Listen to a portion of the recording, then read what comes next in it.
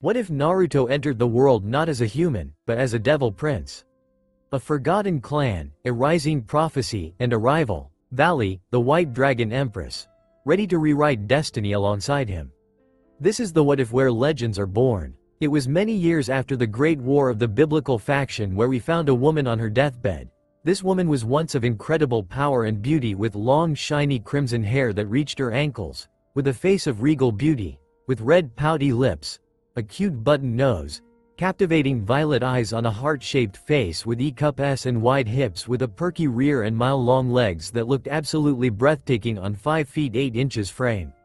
But right now this woman has wrinkles on her once breathtaking face and was taking her last breaths. Opening her eyes we can see those captivating violet eyes that was once filled with warmth, power and joy were now tired beyond belief. Still she manages to shift her eyes into her famed Sharingan with 3 tomos in each eye of those blood-red orbs of hers, and then into their evolved version into a swirl shape of her eternal Mangekyo Sharingan, and then into their final form Rinnegan with her entire sclera becoming purples with ripples-like patterns with the pupil becoming a black dot.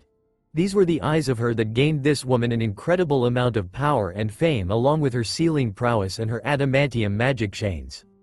The reason for activating such powerful eyes at her deathbed was because she just had a vision, or you can say a prophecy. With these eyes of her she was able to see visions of the future or sometimes give a prophecy, which was incredibly rare even in her long life of couple thousands of years. Sitting beside her was a person of the same age holding her wrinkled hand into his own wrinkled hands. This person was her husband, a man of once great power and fame with shoulder-length smooth silver hair reaching his back and 2 bangs framed either side of his angular face with mesmerizing silver eyes and lean build with compact muscles built for speed and power on his tall figure of 6 feet 3 inches frame. This man was known for his darkness magic just like his elder brother, which earned him quite a bit of fame, but not as much as his brother, who was in a league of his own, which was matched only by the woman in her deathbed beside him and 4 other person. Even still he was quite a bit above everyone. He was gazing sadly in grief at his wife's red kimono-clad form and said, "Kagaya-chan, you shouldn't activate those eyes of yours in your final moments. It will put immense amount of stress on your body." His wife Kagaya Uzumaki turns her head slowly to gaze at her husband. Grief-stricken eyes with her own tired but pulsing with power eyes said, "Alan-kun, I just had prophecy. A child by union of Uzumaki clan and another powerful devil clan will be born centuries later with tremendous power, with a devil's body but with a soul of an angel. So pure that even angels will think he's not a devil but an angel himself. This child, if brought right by his parents, will become the kindest soul to those who are his allies and nightmare to those who dare threaten his family, and if brought up by wrong parents will become a monster from the lowest level of 9 hells. This child will bring peace to the entire world or destruction of the entire world. You have to inform the others of this prophecy, dear, because this child will either be the salvation of this entire world or will be the end of this world." Hearing this, Alan Lucifer, the little brother of Lucifer himself, hardened his eyes and with a firm nod to his wife he says, "It will be done, my dear. I will inform everyone of this prophecy." Kagaya, hearing this from her husband, deactivated her eyes and gave a tired nod to her husband. "Thank you, dear. I can rest easily now, and I pray that it will all turn out all for good." Her husband, hearing this, gave her a sad smile and says, "Rest, my dear. I shall see you in the afterlife." Kagaya closes her with a content smile on her lips and murmurs softly to her husband, "Good night, dear. I will see you in the afterlife." Alan, seeing his wife breath her final breath, closes his eyes with tears going down his cheeks. With grief filled his voice he says, "Good night, dear. I will see you soon." Present, October 10th. In the hospital of Citri Estates we hears loud pain-filled cries, and accompanying them was promises of death in the operation theater of Citri Hospital. In the operation theater stood 7 people and 1 lying on bed. These 8 people were standing in the corner of the operation theater, leaning against the wall with his arms crossed in front of his chest, is Searsex Lucifer, formerly known as Searsex Gremory of Great Gremor clan of 72 pillars, famous for their power of destruction. Bloodline ability is the Satan Lucifer, who is in charge of domestic affairs of the underworld after the events of Devil's Civil War. He was appointed as the leader of the 4 great Satans due to his immense power and charisma. He is also one of the only 3 superclass devils with the nickname of Crimson Satan. Searsex is a handsome man who seems to be in early 20s. He has shoulder-length crimson red hair and blue-green eyes. Searsx, standing 5 feet 9 inches tall, was wearing casual black button-up shirt which fitted his lean muscular body quite snuggily, and matching black denim jeans with white and black sneakers was watching this event unfold before his eyes with great amount of amusement dancing in his eyes with equal amount of concern for both of his longtime friends. Standing beside Searsx Lucifer was Graphia, Lucifuge's wife and queen of Searsx Lucifer. Graphia is known as the strongest queen and the silver-haired queen of annihilation. Graphia is an extremely beautiful woman appearing to be in her early 20s with back-length silver hair that features a long braid on each side with small blue bows at the end, while the rest is let down with each ends in a twin braids, and captivating silver eyes on her heart-shaped face and pouty lips that has a shade of red lipstick applied. She was on her day off, so she was wearing casual clothes with white form-fitting t-shirt that clung to her DD cup S quite tightly, which fitted her 5 feet 7 inches frame quite nicely. Over her t-shirt she was wearing a dark blue denim jacket and a diamond necklace which hung over just above her S. She was wearing blue floral pattern skirt that reached her mid-thighs, which exposes her milky white mile-long legs and hides her wide hips and perky rear. She was wearing brown leather boots which came up her mid-calf. She, like her husband, was watching the scene playing out before her eyes with a great deal of amusement on her normally stoic face and a great deal of concern for her best friend. Standing beside the two husband and wife was another male leaning against the wall like Searsx. Watching this entire event unfold before him was Ajuka Beelzebub, formerly known as Ajuka Astaroth, was the other superclass devil besides Searsx and one more person. He is one of the Great Four, Satan, and the chief advisor for the technology department and the creator of the Evil Pieces system and the rating game. Ajuka is an attractive young man appearing in his early 20s, standing at 5 feet 11 inches tall, with light blue eyes on his angular face and green hair that is slicked back. He has a mysterious aura around him which he claims makes him seems devilish. He was wearing a white V-neck t-shirt which clung to his lean muscular frame tightly. Over it he was wearing a light green jacket that matches his hair and blue denim jeans and green loafers that fit his look. He was watching this entire scene fold out before his eyes, barely containing his laughter as his eyes had tears of mirth in them as he watches his best friend in a quite pathetic state and the other person with worry-filled eyes. Standing beside Ajuka was a beautiful girl bouncing on her feet as she watched the scene play out before her in heavy excitement and high amount of worry for her longtime friends. This girl was Seraphal Leviathan, formerly known as Seraphal Cetri, who is also one of the 4 great Satans. She is in charge of foreign affairs of the underworld. Seraphal is an extremely beautiful girl looking in her late teens with black hair tied into 2 tails and blue eyes on her cute heart-shaped face with luscious pink lips. She also has a childlike body, albeit with large D cup S on her small frame of her 5 feet 2 inches with cute bubble butt and mile-long legs. She was wearing her usual Magic Girl's clothing, which consisted of pink crop top which showed of her smooth flat stomach and contained her big S on her childlike body with white collar and a pink bow on it. She was wearing forearm-length fingerless black gloves with white collar at the end of them on both arms, pink miniskirt which ended on her mid-thighs, and black and pink alternating striped knee-length stockings with pink shoes and pink nurse-type hat on her head. Standing before the foot of the bed of Operation Theater room were 2 females, both average-looking women, both with blonde hair and brown eyes. One was wearing doctor's coat and the other was wearing typical white nurse outfit. Both were helping the woman before them to deliver her child. Lying on the bed was an absolute gorgeous woman who appears to be in her mid-20s with round-shaped face with captivating violet eyes filled with pain and tiredness and red lips that were right now parted and moving in order to take a deep breath, and yelling in pain and screaming profanities at her husband. This woman is 5 feet 4 inches tall and has long ankle-length stunning crimson hair that were right now all over the bed as she lay there trying her best to give birth to her unborn child. This woman was wearing just a hospital gown, but that didn't deter her beauty. She has DD cup S that were frantically moving up and down due to her harsh, heavy breathing. She has mile-long legs that were right now bent at her knees in an inverted V shape and wide child-bearing hips, quite literally I might add, and a perky rear. This gorgeous woman is Kushina Uzumaki, last living Uzumaki, as every other Uzumaki of the once extremely powerful Uzumaki household was wiped out during the Devil Civil War, either fighting in the front lines or wiped out at their homes by old Satan faction. She is the last living Uzumaki with her extreme talents in her Uzumaki adamantium magic chains and Uzumaki sealing arts. She is an ultimate class devil and known for extreme beauty, battle prowess and fierce temper. Due to her temper and battle prowess, she has earned her a nickname of Red Hot-Blooded Habanero. Right now she was crushing her husband's hand with all her devil's strength and trying her best to give birth to her unborn baby.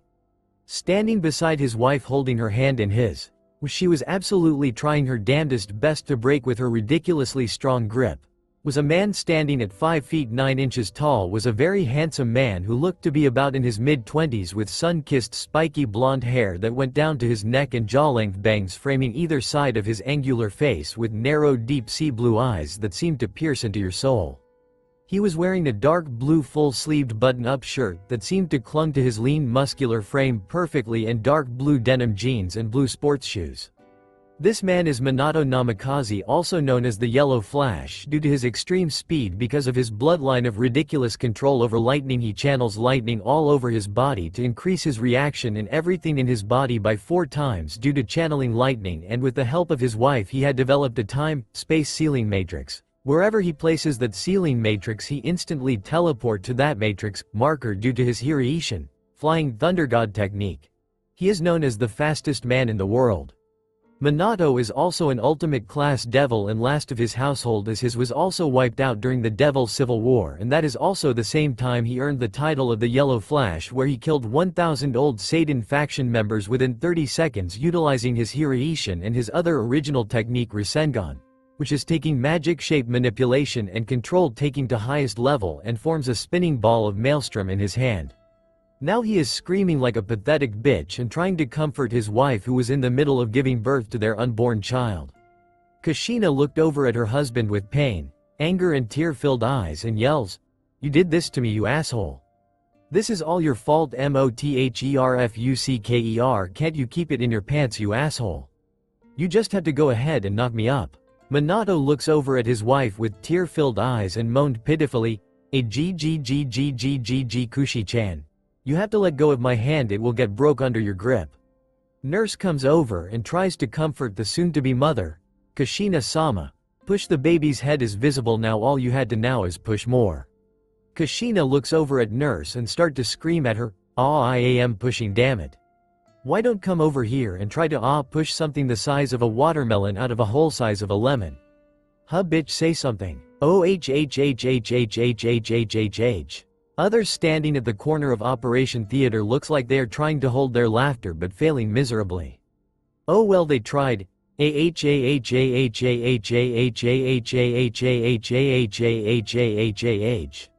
Minato looked at all of his longtime friends with hurt and betrayal-filled eyes. You sadists, the lot of you. Every single one of you are taking extreme pleasure out of my misery. Cue more laughter and giving Minato eyes full of mirth. The doctor finally says the magical words that gives Kushina quite a bit of a morale boost. Kushina-sama. The head is out, you have to push one final time. Minato still has his hand in his wife's hand but looks over at his wife with encouragement and pain-filled eyes and says, Come on Kushi-chan, you can do it, my dear, one final push. Kushina takes a deep breath and gave one final cry with all her strength and simultaneously crushes her husband's hand bones to pieces. Come onnn. My dear baby. Simultaneously Minato also cries out in agony, getting his hand's bones finally crushed to pieces. Finally a loud wail of baby crying can be heard in the room in the doctor's arms. Kushina drops her head and legs down to bed extremely exhausted and looks over at her husband with apologetically grateful and extremely tired eyes. Sorry Mina-kun, I broke your hand. Grafia, already suspected this would happen, pulled out a vial of Phoenix tears and throws it at an immensely relieved and crying in pain as he cradled his hand to his chest with tears going down his face Minato, who took it and drank it and nodded gratefully at Grafia. Thank you so much, Grafia, and it's alright Kushi-chan, you were in immense pain so it's understandable. Minato nodded in gratitude toward Grafia before giving a warm and reassuring smile to his wife. The doctor and nurse duo, who had finally cut the baby's umbilical cord and cleaned him up, happily and proudly announces to everyone present in the room the happy news. Congratulations Kushina-sama, Minato-sama. It's an absolute gorgeous and healthy baby boy. Everybody cheered loudly at the news. Doctor gives the baby to Kushina for the first time and Kushina instantly fell in love with the baby the moment she laid eyes on her child and she tearfully smiled at her baby. "Ah, you are absolutely gorgeous, my darling baby." Minato came over her wife's side in an instant to take a look at his child and he also tearfully smiled the moment his eyes fell on his child. "Look, Kushi-chan, he has your stunning crimson hair and my face with your features." That was the moment the most adorable baby opened his eyes and his parents' breath hitched in their throat. The most beautiful and captivating eyes they have ever seen in their entire life, the stunningly darkest shade of deep blue mixed with captivating amethyst stared at them with curiosity only a child his age could muster. Neither Minato nor Kushina was able to take their eyes off their son's stunningly beautiful eyes until the baby started giggling and squealing as if he could tell they were his parents. Kushina smiled lovingly at their child after finally she was able to break away her awestruck stare from her baby to her husband. "Nay, Mina-kun. I think our darling baby is going to be the biggest heartthrob there ever will be." Minato smiling lovingly at their child and answered without even looking at his wife, "You think? I can tell you right now he will break every girl's heart he will ever meet." Sarafal, who was staring at the beautiful family from the corner of the room, finally voiced out her question. "Nay, Kushi-tan. Mina-tan, what's his name?" Kushina looked at her husband before looking back at their gorgeous baby with a loving smile. "Naruto." Naruto Uzumaki Namikaze. Ijuka, who was standing with everyone at the corner of room, smiled gently at the beautiful family and thoughtfully said, "Naruto means maelstrom, a fitting name if his devil magic capacity is anything to go by." Everyone stared at Ijuka confusedly. Ijuka couldn't help but sweat drop at everyone's stare and with a sigh, tried to feel his magic capacity once. Everyone tried to feel what Ijuka felt and then simultaneously everyone gasped.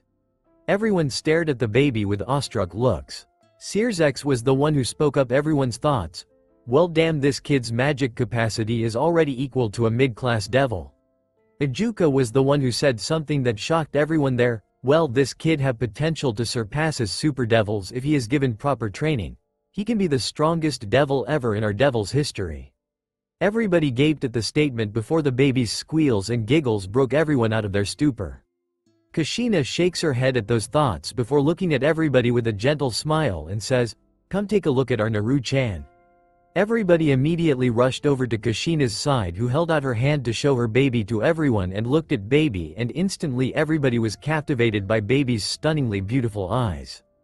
Graphia was the first one who took a step forward and asked Kushina, "May I, Kushina?" Kushina gently smiled and nodded at her best friend before gently handing out her baby to Graphia, who gently took him from Kushina and held him firmly and gently to her chest and looked at those stunningly beautiful eyes, who held immense curiosity to who she was, and she just lovingly smiled at him and cooed at him. He immediately started squealing and giggling at her. Everybody watched with gentle smile on their faces as they watched the normally stoic-faced gorgeous women play with the child with gentle expression on her face. Kushina, who was held in Minato's arm, asked Graphia a question which shocked the woman to her core. "Graphia, will you be Naru-chan's godmother?" Graphia stared shocked at her best friend with eyes and mouth wide open. It was a rather hilarious sight because no one has seen Graphia like that before, well except Sirzex when he proposed to her, but that's a story for another time. Graphia started stammering another amusing scene. Are you sure?" Kushina looked immensely smug and amused, seeing as she was the one to get that reaction out of ever-stoic Graphia stammer before her. She chuckled a mirthful chuckle and asked rhetorically, "Of course, I wouldn't have asked you if I wasn't sure. Now would I?" Graphia schooled her features and gave a determined nod. "I will be his godmother."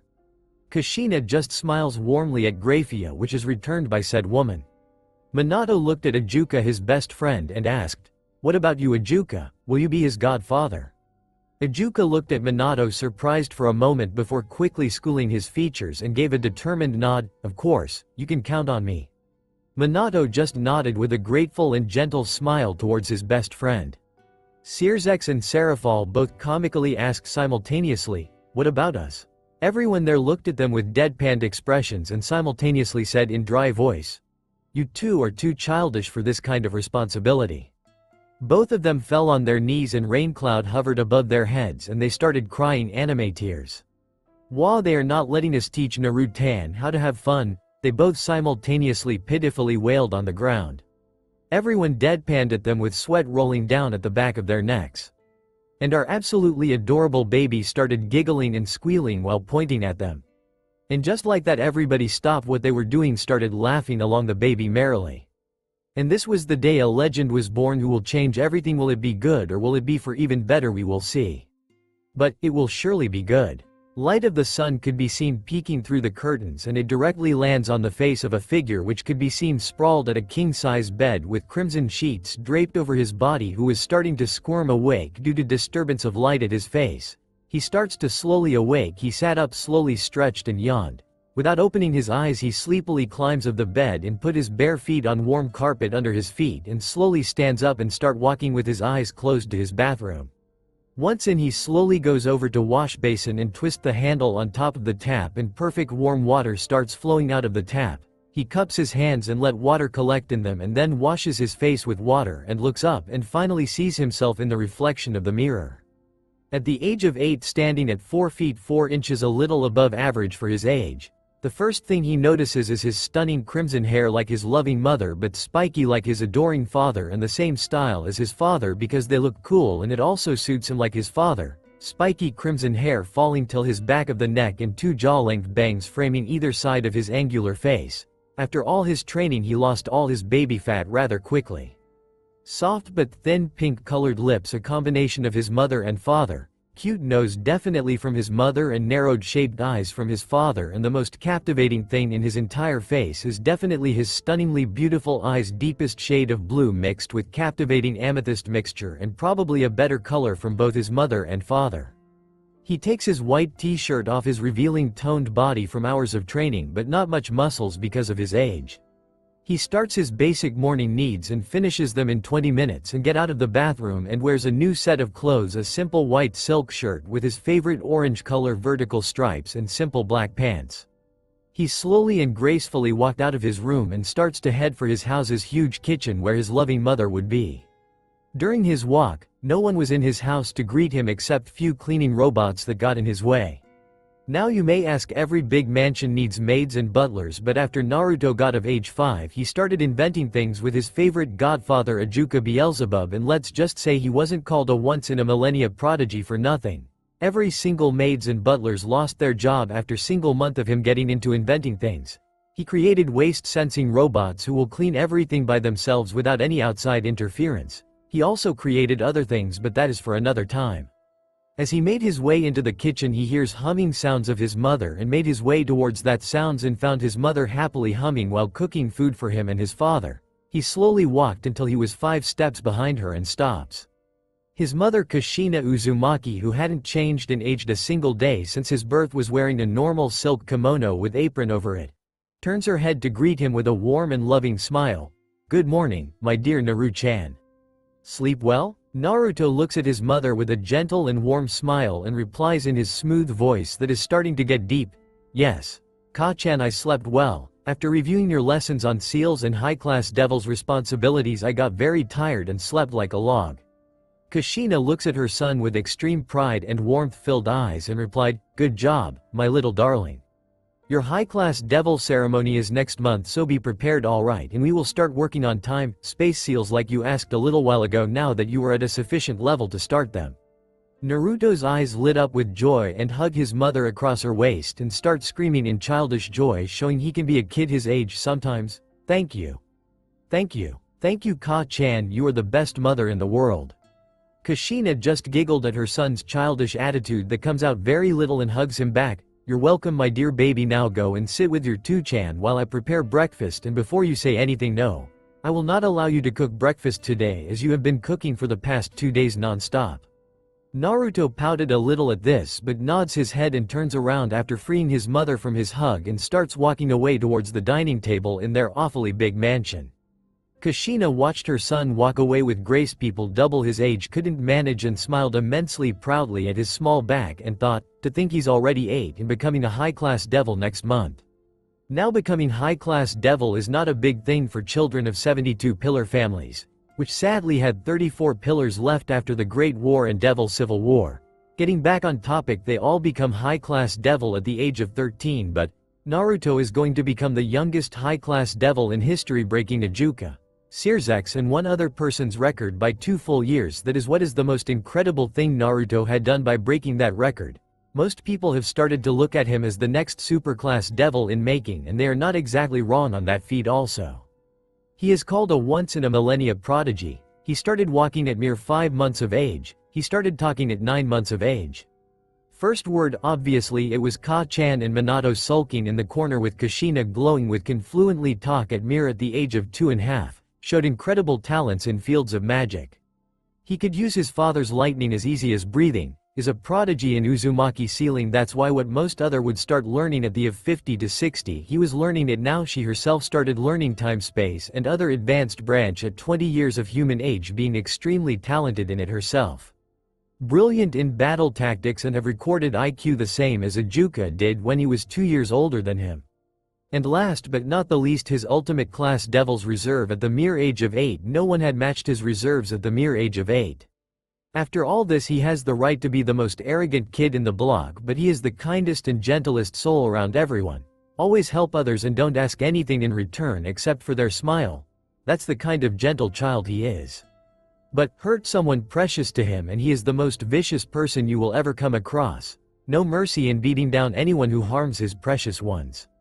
That is a lesson she herself taught him. When a person has something important they want to protect, that's when they can become truly strong, and he took that lesson to heart. Since that day he started to truly get stronger by leaps and bounds just to protect his precious people. And as she stared at his back as he finally disappeared around the corner heading to dining table where his 2chan would be, she felt immensely proud raising a son like him and got a chance to become a mother of someone like him. She knew the first time she held him in her arms that he was someone truly special. She just didn't realize then that she now knew that he truly is an angel in a devil's body. She gently shakes her head with a gentle smile and started cooking again while she softly murmured, "Thank you for being our son." As Naruto walked towards the dining table he spotted his father reading Devils Today newspaper that his father every morning read to keep up to date to every happening going around the underworld. Minato was calmly reading his newspaper when he sensed his son enter the dining room. He lowered his newspaper to show his face. He also didn't aged a single day since his son's birth, since devils have huge lifespans and they manipulate their appearance according to their preference. He was wearing a blue t-shirt and blue pants with slippers. He saw his son making his way towards him and smiled at him gently. "Good morning, Naru-chan. How was your sleep?" Naruto took a seat on the right side of his father at the 12-person huge dining table and looked to the left to greet his father with a warm smile. "Good. 2chan, I was really tired last night so I slept like a log." Minato chuckles lowly, knowing why he was so tired yesterday, and asks with a gentle smile, "So, what did she say about your training?" Naruto smiles a broad smile at that question and happily replied, "That she will start teaching me in time, space sealing techniques today." Minato stared at his son in surprise for a moment before shook his head in exasperation and chuckled lowly. "You never cease to surprise your 2chan, Naru-chan." Naruto looked at his father expectantly and asked, "So, 2chan, will you teach it to me now?" Minato looked at his son in amusement and rolled his eyes playfully and said, "Sure, if you manage to impress me and your Ka-chan with that new technique you said you were developing."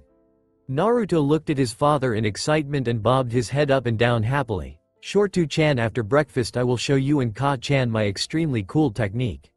Minato chuckled at his son's excitable behavior, which was rare until you were talking about some specific things like his favorite color orange. His self-proclaimed food of gods, ramen. A good prank, but that is to be expected from an Uzumaki, training to become, in his words, the most powerful person so no one can hurt my precious people. And some other things like cooking, gardening with his mother, reading, and let's not forget the thing Ijuka taught him, inventing. He had to say he invented some really incredible things like those waste robots, automatic home ambiance system which controls house temperature, moisture, lighting and waterworks of house to get perfect temperature water according to the user's requirements, and many other things he invented. Just then Kushina walked in with plates in hands and started plating everything before seating herself. They ate breakfast slowly, laughing, talking, enjoying family time like they always do. After finishing breakfast they left the plates on the tables because waste robots will collect them and clean them. They made their way to the automatic repairable training ground, which is covered with seals to repair itself of whatever damage it's done to its original state. Now Minato and Kushina stood in front of their son as he took a deep calming breath as he turned towards them and said, "To-chan. Ka-chan, you should go at least 100 meters away from me." Both the parents looked at each other before nodding and walked 100 meters away from him and watched intently what's their prodigy of a son going to do. Naruto stayed calm and closed his eyes and brought both his palms together in prayer position, and lightning started gathering around him and he concentrated more. Furious lightning bolts started to form around him and started to lash at the ground, harshly burning the grass around him and digging holes into the ground, and then all stopped for a moment. There was silence before chirping of thousand birds could be heard. It grew harsher and harsher. Naruto finally pulled his palms apart. There on his right palm was a huge concentration of lightning, with it giving a high-pitched sound of chirping of thousand birds. Naruto finally opened his eyes, but something was different. They weren't his normally stunningly beautiful eyes. Instead, they were blood-red pupils with 3 black-colored tomos spinning in them hypnotically, and he looked at the sky before sending the absurd amount of lightning gathered in palm into the sky. Nothing happened as his parents watched curiously at the sky. They still didn't notice their son's eyes and looked at, wondering what will happen. Then it happened. The sky boomed with a loud ear-deafening thunderclap. Clouds gathered, and then came it from between the clouds. A large Chinese dragon made completely of lightning hovered in the sky for a few seconds, and it goes back inside the clouds. Naruto gathered lightning in his right palm again and sent it again in the sky and commanded, "Come." Just like that, the majestic lightning dragon came from the skies and roared loudly and settled his jaw upon his master's palm, and his master did a slow hand move to upward direction. The dragon roared loudly before obeying and goes into the clouds, hiding himself from everything. At this moment of time, the whole sky was covered with ridiculous amount of lightning, and Naruto raised his lightning-filled palm fully towards the sky before bringing it towards the area in front of him before saying his technique name with deathly calmness. "Be gone with the thunderclap, Kirin." The lightning dragon, faster than anyone's eye could follow except Naruto's, came with a loud roar and impacted the area in front of him. There was a flash of light blinding everyone, and huge explosion followed after with dust and gravel flying in every direction from the explosion, and everyone present had to cover their eyes from the impact. Kushina and Minato opened their eyes to see what happened when their throat went dry. In front of Naruto was 100 meters big crater going several feet deep. Everything in front of Naruto for 100 meters was nothing but a destroyed land. They slowly turned their head towards their son and was surprised to find him smiling gently and with some amusement in his blood-red pupils, with 3 tomos spinning ever so slowly and hypnotically towards them. Kushina, who was staring at her son dumbfounded, suddenly took notice of her son's eyes, and her breath hitched again in her throat and her eyes went wider than they were before. She dashed towards her son and grabbed him by his shoulders and looked into his eyes and whispered with amazement and disbelief-filled voice, "Sharingan." Naruto looked at her mother weirdly and asked, "What is Sharingan?" Kushina stared at her son for a minute intensely, making him uncomfortable before she glomped him in a bone-crushing bear hug and didn't say anything, just stayed there. Naruto looked at his mother concernedly even though he returned the hug before asking, "What's wrong, Ka-chan?" Kushina pulled back from the hug and looked at her son before asking, "When did you activate your eyes?" Naruto looked at his mother and answered with curious tone, 2 weeks ago when I was training incredibly hard for this move and I pushed myself to my limits and was about to quit when suddenly intense pain occurred in my eyes and I blacked out from it for about 10 minutes. After I woke up, my reserves were full once again and a little bigger than they were before." Kushina heard her son's answer and narrowed her eyes and asked, "Why didn't you tell me about blacking out and intense pain that occurred in your eyes earlier?" Naruto looked at his mother with little guilt-filled eyes and answered in a low tone, "When I woke up I instantly knew something was different because I was able to see everything with extremely perfect clarity. I could see the smallest details on the leaves, bugs crawling in a distance with extreme details, and everything seemed to be moving at a slow motion. That's when I looked in a puddle near me which showed my eyes blood-red pupils with 3 tomos in each. I came back to tell you what happened when I noticed something else. I was able to read your lips from a distance away and can see incredible amount of magic flowing inside your body. That's when I decided that I will tell you and To-chan about it when I will show you my new technique so I can surprise you a bit more, but I don't know their full capabilities."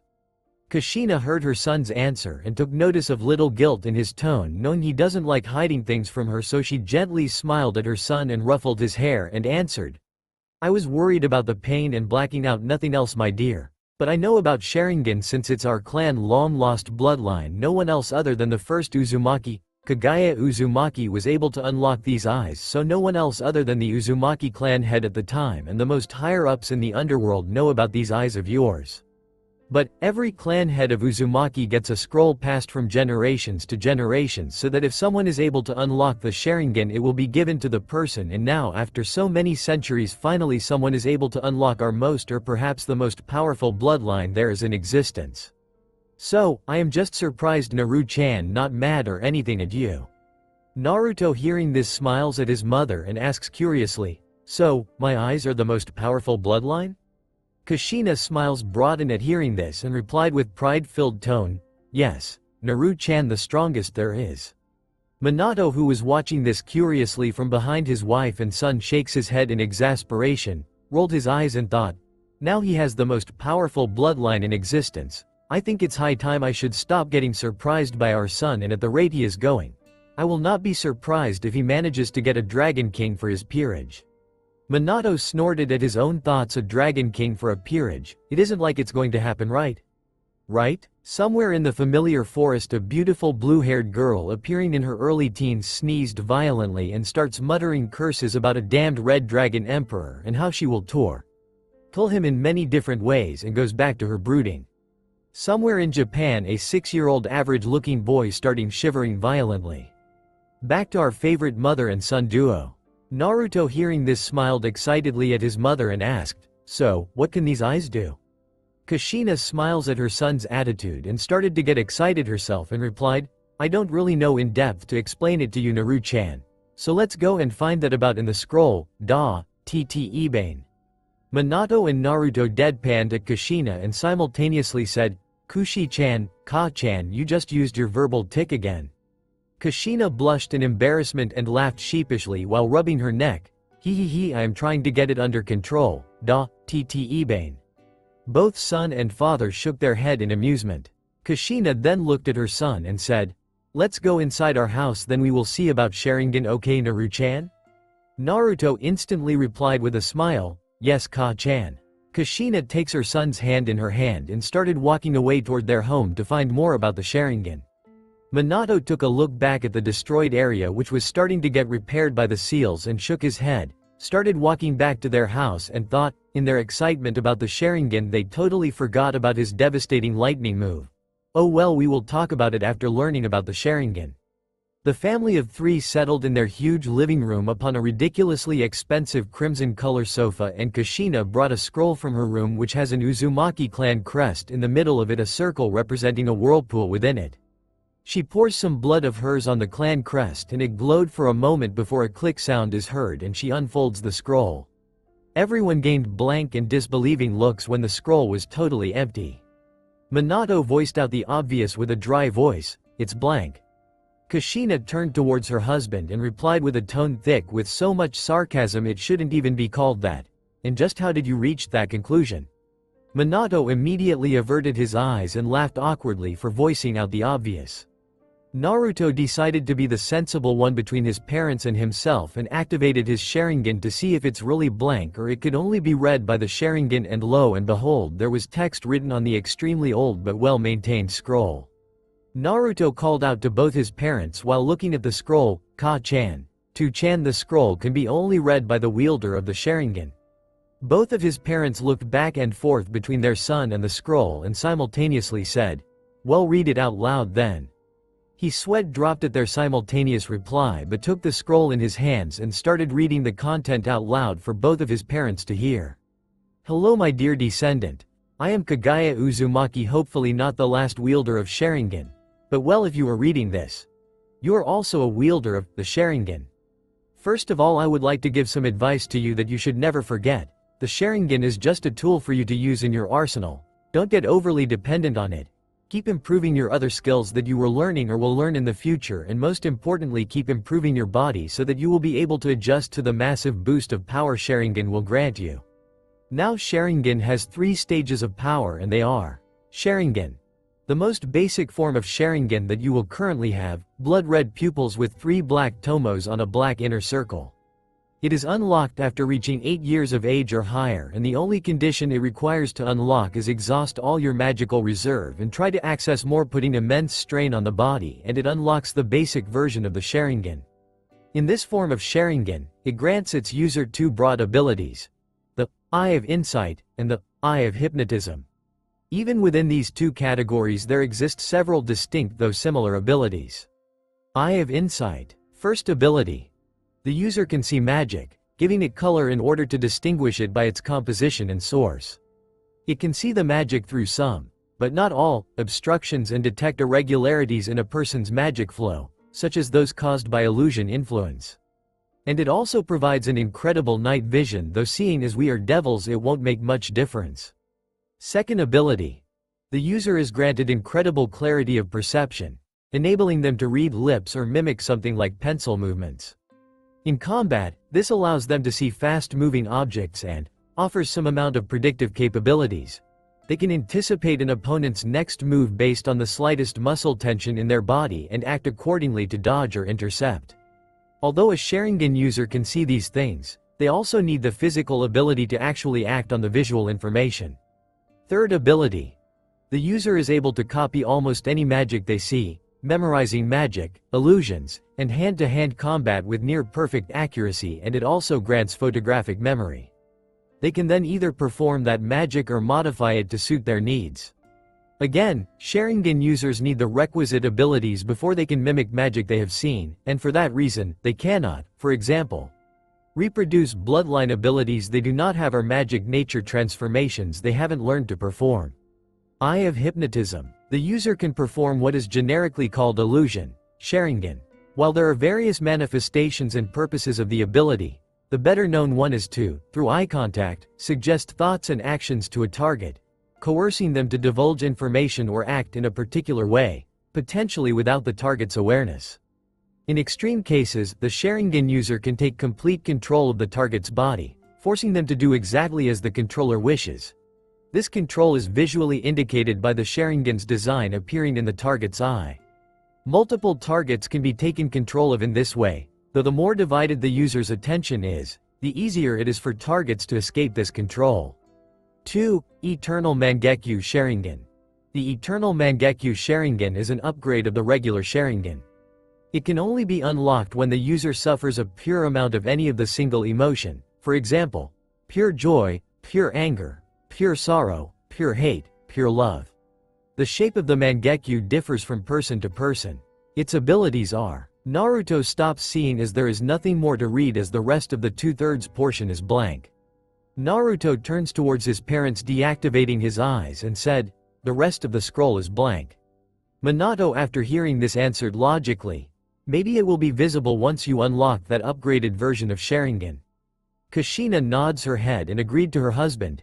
It is the only logical solution there is. Naruto turns his head to his right where his father was seated beside him and asked, so, what now? Minato turns his head to look at Naruto and smiled, well, you will start training with your Sharingan and we will up your physical training regimen quite a lot, seeing as now you have to get your body adjusted to the speeds your Sharingan can see. Kushina also nods her head and added with a smile, seeing as your Sharingan will be able to now cast illusions, I will start training you into casting illusions. I admit it isn't one of my best abilities, but I will make you good enough so that you can start creating your own Sharingan-based illusions. Naruto smiled and nodded happily at that and said, I can't wait to get even more strong now because I will be a king of a peerage shortly, so I will have to do my best to protect my future family from any harm that will come their way. Minato and Kushina smiled warmly at their son at that proclamation. They didn't create a peerage because they don't want to participate in raiding games, and they didn't feel like it as simple as that. But their son not only wanted to create a peerage, he also wants to defeat the current raiding game champion Dehauser Belial, who is rated number 1 as all-time best raiding game player. He wants to defeat him to show that Uzumaki Namikaze household is still one of the strongest, if not the strongest household there is. After spending quite a good amount of time with the Gremories, Naruto also picked up their trait of treating your peerage not as servants but as a family. Everyone in the Gremory family adores him, and after that proclamation, Benelana Gremory, matriarch of the Gremory house, jokingly said he might be a lost son of theirs, seeing as he had crimson hair and the trait to treat their peerage as a family. Fortunately or unfortunately. Just our little old Searsex in that category. Depending on who you ask, it was said in front of an adorable 5-year-old naive Rias Gremory, and she immediately hugged Naruto while crying and asking if he really was her big brother. Seeing everyone incredibly amused, eyes focused on then 6-year-old Naruto, who didn't have the heart to refuse the crying girl, just sighed and nodded his head. And what an amazing big brother he turned out to be. He cared for Rias before as his friend, but after she started calling him Naru-ni-chan, he truly cared for and adored her like a proper big brother should do, and she always followed him like a happy little puppy whenever he was at the Gremory mansion. Searsex, being the sis-con he is, fell in depression after seeing Rias' attention being taken away from him to her new, in her words, the most amazing big brother. It was one of the most hilarious memories for everyone present there. Kushina, still smiling, asked the question that should have been asked when they were out at the training field. I am sure you will protect them, Naru-chan. But, I had to ask, what was the technique you demonstrated to us? Naruto looked at his mother, who asked the question, and answered, it's called Kirin-ka-chan, and to use it you have to have a lightning magic affinity as strong as Tu-chan had, because you need to be able to draw the energy from the Earth's electromagnetic field. Once you manage to gather enough of it in the same place, you have to send the highly concentrated lightning collected in your palm in the sky, and it allows you to manipulate the thunder in the sky and creates a lightning dragon like you have seen when it first appears. Then you send one more concentrated lightning beam of your own magic in the sky, and the lightning dragon that had been formed gets supercharged with my own lightning, and it increases the damage done by the lightning dragon. Once this is done, I can manipulate the dragon and redirect it at the enemy. The only drawback is that after using it you can only use it in the same place after a few minutes so that the energy from the field can stabilize. The biggest advantage of the technique is that it requires very little amount of my own magic to only supercharge the dragon, and the rest is drawn from the Earth's electromagnetic field. Minato looked proudly at his son while Kushina sat there with a dumbfounded look. Minato said in a proud tone with a warm smile, I am proud of you, Naru-chan. I didn't think you will create a technique this early after discussing using Earth's electromagnetic field as energy source just 3 months ago. I really am proud to be called your father, Naru-chan. Naruto gave his father the most bright smile and happily said, thank you, Tu-chan. I also created another technique, but that was nothing more than me trying to replicate it. Minato gave Naruto a questioning look and asked, what else have you created? Naruto sat up from the sofa and walked 3 feet in front of his parents and said, watch. Naruto brought his right hand in front of him and he started concentrating on gathering lightning magic in his palm. His palm became covered in lightning and a blade-like shape extending from his fingers to several inches in front of his fingers and giving a loud screech of 1,000 chirping birds. His parents looked curiously what he will do. He ran at the nearest wall to his left and thrust his right hand forward, and his hand pierced through the wall like a hot knife cutting butter. When his hand was out of the other side of the wall, he pulled his hand out and cancelled the technique. He turned around, smiled at his parents' once again dumbfounded expression. He coughed in his hand to gain his parents' attention. Once he had their attention, he started explaining what was his technique. Tu-chan once showed me his technique and said that it was taking shape manipulation and magic control to highest level to create his original technique, the Rasengan. So, I tried recreating something similar with my lightning magic and created my other technique, Reikuri. It takes shape manipulation and lightning magic controlled to highest level and gives birth to my other technique. It's an inferior version of your Rasengan which grinds and creates a huge magic blast, whereas my technique just pierces through anything and everything. Minato once again smiles proudly at his son and said, that's an amazing technique, Naru-chan. But, I disagree with you at your Reikuri being an inferior version of my Rasengan. Kushina, who was looking at the wall which is starting to repair once again due to their seals, turned her head to look at her son and said, yes, Naru-chan, your technique is amazing. Naruto looked at their parents with his usual gentle smile and said, that's because of its major drawback, Tu-chan, Ka-chan. You need Sharingan to use Reikuri safely. This is because the person who is using Reikuri have to be moving at extreme speeds because of its thrust and cutting nature, unlike the Rasengan. The person using this will have tunnel vision, so they won't be able to see or react to their opponent's attack and dodge it while using Reikuri, but with Sharingan you will be able to see and react to the person's attack. That's why I said it's an inferior attack to your Rasengan, because without Sharingan it can't be used. Minato nods his head at the explanation and smiled at his son. That's true, without the Sharingan even you wouldn't be able to use it. So, as a reward for making 2 deadly techniques, we will start your Rasengan training tomorrow. Naruto smiles brightly and hugs his father while happily yelling, "Yay! Thank you 2-chan, you are the best, and I will complete the Rasengan in under a week, just you wait." Minato smiles at his son's attitude and hugs him back. "Really now, Naru-chan? It took me 3 years to complete it and you think you can do it in under a week?" Naruto steps away from his father's hug and gives a determined nod. "I know I can do it 2-chan." Minato challengingly smiles at his son and asked, "Wanna make a bet, Naru-chan?" Kushina pulls Naruto towards the sofa and draped an arm around his neck and replied smugly, "You should know by now, Mina-kun. Betting against an Uzumaki is just asking for a loss. Da, tt Ebane." Naruto leaned into his mother's one-arm hug and replied with a smug tone, "Ya 2-chan. Betting against an Uzumaki is just asking for a loss, da, tt Ebao." All was silent for a 1 whole minute and both Minato and Kushina stared at their son with amusement dancing in their eyes and simultaneously teased, "Da, tt Ebao?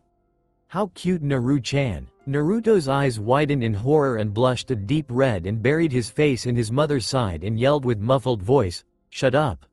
You didn't hear anything." Kushina hugged her son and laughed in amusement and teased him, "Ah, how cute, Naru-chan.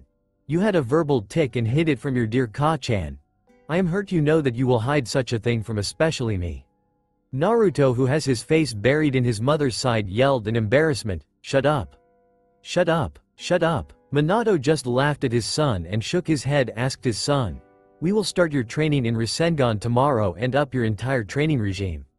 Alright, Naru-chan?" Naruto, with his face still buried in his mother's side, replied in low voice, "Yes, 2-chan."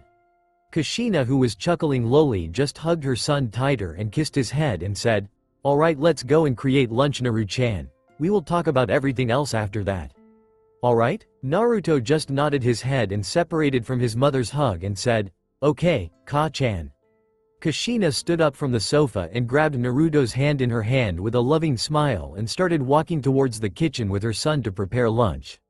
Minato watched with a warm smile as the mother-son pair walks toward the kitchen to prepare lunch and thought, if he does learn how to use the Rasengan within a week, and I think he will, because of the Lucifer blood and Uzumaki's that allows them to control and manipulate magic far easier than anyone else's, then I will start his body conditioning for the Hiraishin and start with teach him the Hiraishin's basic seals, because he will need Hiraishin to be there for his peerage in an instant whenever they are in any kind of trouble.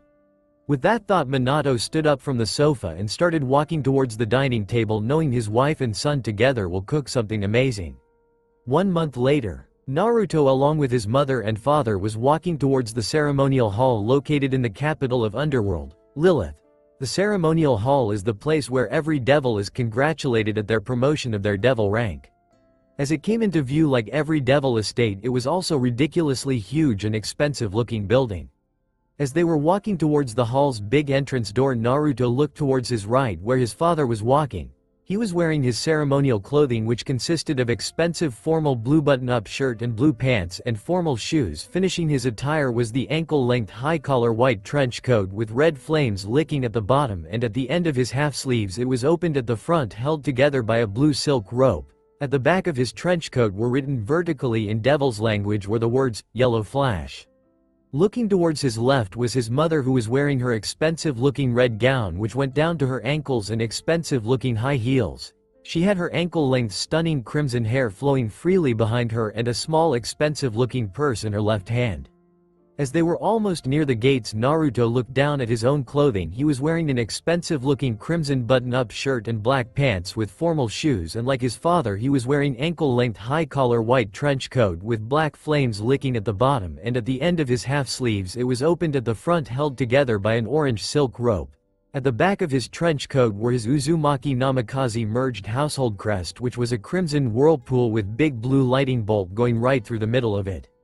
The gate guards looked towards them and upon noticing Naruto immediately opened the door and said, "Good afternoon, Lord Minato, Lady Kushina and Lord Naruto. The ceremony is going to start soon, you should hurry." With that, the trio gave them a nod and started walking towards the inner hall's gate a little faster. As they were walking, Naruto thought back to his training the past month and couldn't help but get the immense feeling of accomplishment when he learned the Rasengan in just 3 days. The first step was rotation. Naruto was given a water balloon to rotate the water inside it in multiple directions at once using his devil magic and pop the water balloon.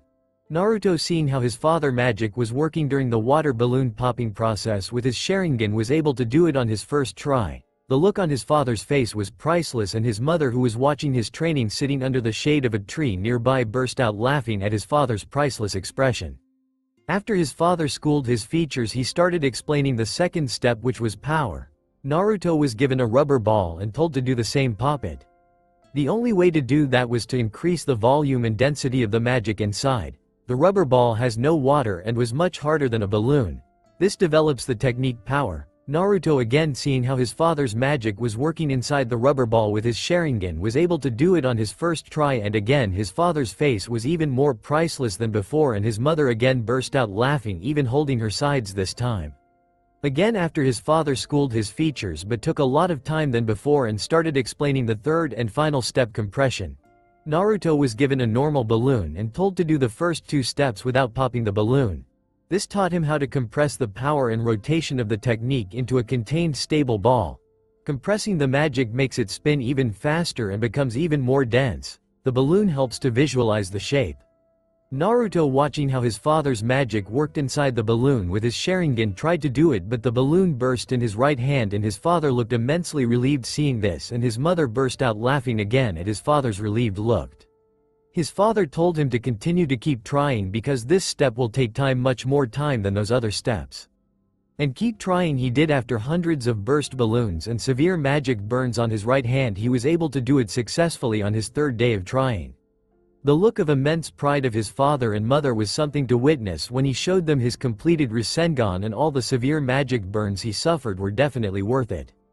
After that, for the whole month his training regimen was increased by a lot to make his body react. At the same time, his Sharingan saw the attacks coming, and his father also applied special gravity seals at his whole body to start his body conditioning for the Hiraishin, as it puts immense stress at one's body if he starts to use Hiraishin for multiple jumps.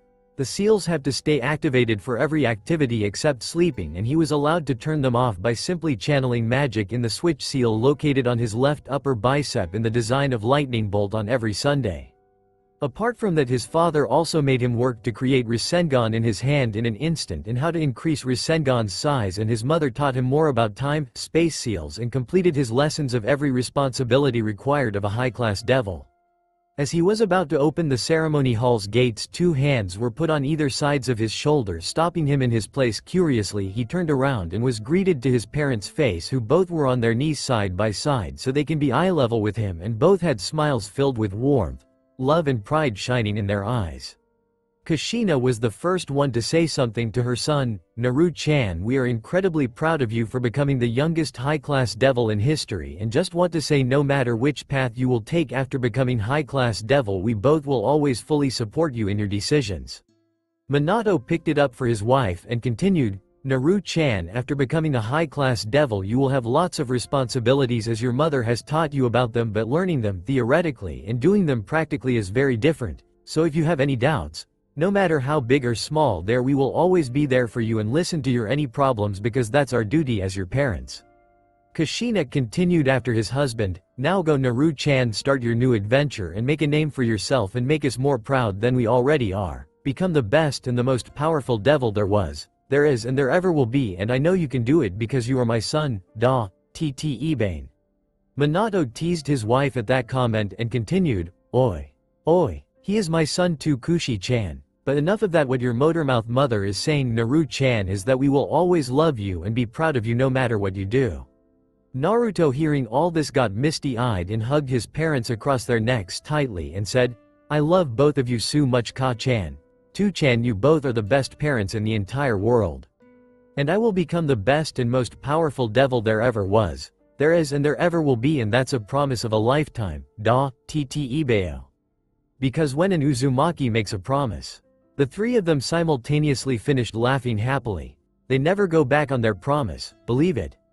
After their hug ended, Minato and Kushina stood up and ruffled their son's hair affectionately and simultaneously said with a warm smile, Go Naru-chan, make us proud. Naruto gave his parents the brightest and warmest smile and said, Yes. Just watch me, Ka-chan, Tu-chan. With that, Naruto pushed the door open and started walking with grace and confidence befitting of a high-class devil, with his parents walking behind him, and everyone seated in the hall started clapping, seeing the youngest high-class devil in history. Naruto made his way towards the stage where his Zex ni Sama and Ajaku ni Sama, who was wearing their ceremonial clothes, was watching him with a gentle smile. His parents joined the Gremory, Seatree and Phoenix families at the front row seat and started watching the ceremony with them. Naruto greeted both his big brother figures with a warm smile and happy nod, which they both returned, and Naruto stood beside them, so they can start the ceremony. Searzex cleared his throat to gain everyone's attention, and once everyone's attention was on, he started. Today we are here for a very special high-class promotion because this young devil named Naruto Uzumaki Namikaze has broken mine, Ajuka and Rizavim's record of being the youngest high-class devil in Underworld's history by 2 whole years and becoming a high-class devil at mere 8 years of age. So, without any further ado, let's start the high-class promotion ceremony. Everyone clapped loudly at this. Ajuka stepped forward at the altar and channeled some magic in front of him, and a tablet appeared from the magic circle and started hovering in the air, and he turned to Naruto and said, "Please step forward at the altar, Naruto Uzumaki Namikaze, and place your hand at the tablet and cover your whole body into your magic and release it at this tablet so you can be registered as a high-class devil and a king of your peerage." Naruto calmly stepped on the altar and closed his eyes and started to channel magic all over his body. Lightning started to cover him from head to toe and his hair started swaying. His trench coat started flapping wildly due to his immense magic pouring out of his body and lightning dancing around his body. He opened his eyes to reveal his Sharingan to the whole devil population who was watching his ceremony, and those who knew about the Sharingan gasped at the revelation that this young devil has those eyes. Those who was having doubts why this young child was being promoted immediately halted those thoughts when Naruto started pouring out tremendous amount of magic in waves and lightning started dancing around him like his father. Naruto raised his right hand and concentrated his lightning on his right palm, and immediately loud screech of 1,000 chirping birds were heard from lightning gathered around his palm, and he placed his hand on the tablet and all magic was instantly halted and silence reigned in the hall. Naruto felt his heart beat a very loud beat, and he was registered as a high-class devil at the tablet. Naruto removed his hand and stepped back to face his Ajuka ni Sama and smiled at him. Ajuka gave Searzex a nod and turned back to face his godson again and smiled at him. Ajuka waved a hand in the air and out of a small magic circle appeared a box. Naruto Uzumaki Namikaze, your registration as a high-class devil is complete. Now step forward and take your evil pieces and drop your blood on them and infuse them with your magic to bind them to you. Naruto stepped forward and took his evil pieces in his hand, opened the box's glass lid with his right hand to reveal his 15 white-colored evil pieces, which consisted 1 queen, 2 bishops, 2 knights, 2 rooks and 8 pawns. He bit his index, middle and ring fingers of his right hand and made a fist with it to let the blood from his fingers flow into the box, and with his left hand, which was holding the box, started channeling his magic into the box. After both his magic and blood was poured on his evil pieces, they started glowing, and when the glow died down they were crimson in color with light amount of lightning dancing around his pieces. But his attention was on 3 particular pieces which appeared to be different than his other ones, his 2 bishops and 1 pawn. He looked up from his evil pieces and looked at Ajuka and asked, "Are these mutation pieces Beelzebub-sama?" Ajuka had to smirk at his godson's title for him because it was the first time he heard it. Naruto always called him Ajuka ni Sama since Naruto was young. Granted, the child was extremely polite and soft-spoken to everyone he didn't know, but after getting to know them he will show his true self, which is outgoing, fun-loving, cheerful, extremely caring and mischievous, which was why hearing Naruto call him Beelzebub-sama is endearing but also a little unsettling because he was always called Ajuka ni Sama from him. Shaking his head with a smile, he asked, "Which one, young Naruto?" Naruto also smirked hearing his title from his brother figure, Godfather, because like everyone Ajuka also called him Naru-chan. So, hearing his big brother figure calling him young Naruto was amusing at the least. Still, he had a question to ask his Ajuka ni Sama, and showed his evil pieces and said, "These 3, Beelzebub-sama." Ajuka looked at Naruto's evil pieces and widened his eyes in surprise and started chuckling lowly and said, "Yes, these 3 are indeed mutation pieces. But you still got your Uzumaki luck going for you. Normally a mutation piece only appear in 1 out of 10 sets, but, for you to get 3 shows your incredible luck is still with you. Use them wisely, they will gain you some incredibly powerful peerage members.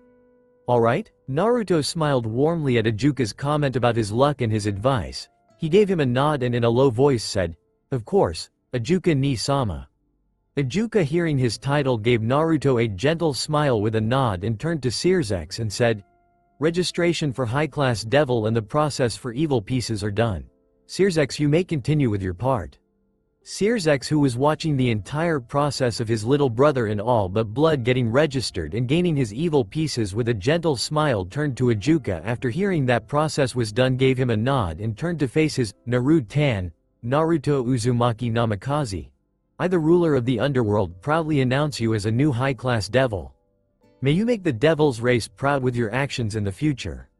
Naruto gave a determined and a confident nod at his big brother figure words and said in a pride-filled tone, "I will, Lucifer-sama." Everyone started clapping loudly at this. Searsex gave a kind smile and nod to Naruto before turning to audience present for the ceremony and announced, "Since ceremony is over, all of you kind people are welcome to leave or wait till the end of celebrations. I thank you all for coming to this special ceremony to watch our youngest devil in history to get promoted to high-class devil at the mere age of 8. I hope the younger generation will follow his example and surpass the older ones like today this young man did by breaking mine, Ajuka and Rizavim's record for the youngest devil." After that, Naruto along with Searsex and Ajuka made their way towards their friends and family. While 2/3 of the audience started going home and 1/3 stayed for the celebration. As Naruto was making his way towards where his parents were, he suddenly had to brace himself as a crimson missile with a shout of "Naru ni-chan" slammed into his abdomen hard, and if he hadn't expected this, both him and the crimson missile would have been sent to the ground in a tumbling mess. He looked down to see Rias tightly hugging him across his stomach and had her head just under his chin and was giggling excitedly. He gave her a warm smile and asked, "What's got you so excited, Ria-chan?" Rias separated from her cool big brother and looked at him with stars in her eyes and said with an excited smile, "Naru ni-chan, you became a high-class devil so early than anyone else. I knew you were cool, but I never knew you were so powerful, and those red eyes of yours were also super cool." Naruto shook his head in amusement and activated his eyes just for Rias and said, "Well, you never asked about it, and by those red eyes of mine, do you mean these?" Rias looked in Naruto's eyes as his tomos started to spin slowly and hypnotically and bobbed her head up and down excitedly and squealed, "Yeah, those, they are so cool." "But, what are those eyes?" Searsex replied for Naruto as he, Ajuka, Whole Gremory, Citri, Phoenix and Naruto's family made their way towards Naruto and Rias. That Ria-tan is the long-lost one of the most powerful if not the most powerful bloodline, the Sharingan. Ajuka continues from where Searsex left. Those eyes can do many incredible things, but as they are in their basic form, the more powerful abilities are currently sealed right now. Seraphal, who had glomped Naruto and now was rubbing his cheek against her own, affectionately picked up from where her fellow friends left. Yup. It was said to be only wielded by Kaguya Uzumaki, who was considered the strongest woman ever, on par with the original 4 Satan, and to think our Naruto-tan has the same eyes as her. Graphia was the one who asked the question that was on everybody's mind. "When did you unlock those eyes of yours, Naru-chan?" Kushina was the one who answered for Naruto. He unlocked them 1.5 months ago during his training for creating new moves. Venalana asked Naruto with a curious expression, "Era Naru-chan, so were you able to create any new magic technique after my advice to you?" Naruto looked at his second mother figure and smiled warmly at her and replied, "Of course. After your advice I was able to create a deadly technique, Venalana-sama." Minato looks towards Venalana and asks, "What kind of advice did you give to Naru-chan, Venalana-sama? That he was able to create such a devastating technique?" Venalana looked towards Minato and replied, "Ufufufu. I just gave him a personal advice that I myself used, Minato-kun. Imagine the most destructive thing you can and base your technique on that. A very simple advice from my old days of fighting." Everyone who knew about her history shivered at her mention of her old days. She was called the strongest woman in Biel family history and gained her nickname, brown-haired ruined princesses. Everyone in Gremory household had a special rule: do whatever you can, but don't make her angry if you want to live. Lady Phoenix was the one who asked curiously, What kind of technique did he create? Kushina was the one who answered her question. He created a lightning dragon using Earth's electromagnetic field instead of his own magic and supercharged it with his own magic to amplify its damage quite spectacularly. If the 100-meter training ground fully destroyed was any indication. Everyone looked surprised at this. Why wouldn't they be surprised? Who can say at the age of 8 that they can destroy squads of armies with a single move that requires little magic of their own? Well, not many, that's for sure. Ravella looked towards Naruto with stars in her eyes and asked, "What is the name of the technique, Naruto-sama?" Naruto looked towards Ravella and smiled gently at her. No matter the amount of time he told her not to call him with "sama," honorific, she just shakes her and replies, "Respect is given where it is due," so he lets the matter go. If she was going to be this stubborn, he just has to accept it. He shakes his head with a low sigh and continued to smile at her and replied, "It's called Kirin, Revel-chan." Searzex was the one who asked the question that he has on his mind for quite a while. "Why did you reveal your Sharingan in front of everyone, Narutan?" Naruto replied with a sheepish smile while rubbing the back of his neck. "Well, it was Ka-chan's idea to show everyone my power that thought I wasn't qualified for high-class devil to, in her words, shut the damn haters up." Everyone laughed at the so Kushina-style way too blunt idea. Sona replied in her usual strict tone, complete opposite from her sister's cheerful tone. "It was a very blunt but a well-thought idea from you, Kushina-sama." Everybody sighed at the young girl's tone. They all thought that she was too strict for her own good because a child of her age should be more fun-loving, not this strict, but they can't totally blame her because of her sister's over-cheerful attitude. She had become this strict to keep balance in between them. None were more worried than her own parents because she might just miss out an entire fun-loving childhood because of her own attitude. And speaking of Serafal, there she was at it again, rubbing her cheeks against Sona's own cheeks and saying in her usual excitement-filled tone, "You have to lighten up, so tan, or you will grow old way too quickly." A 14-year-old riser who was watching scoffed loudly and said in his usual arrogant tone before leaving for the food department, "What a bunch of idiots."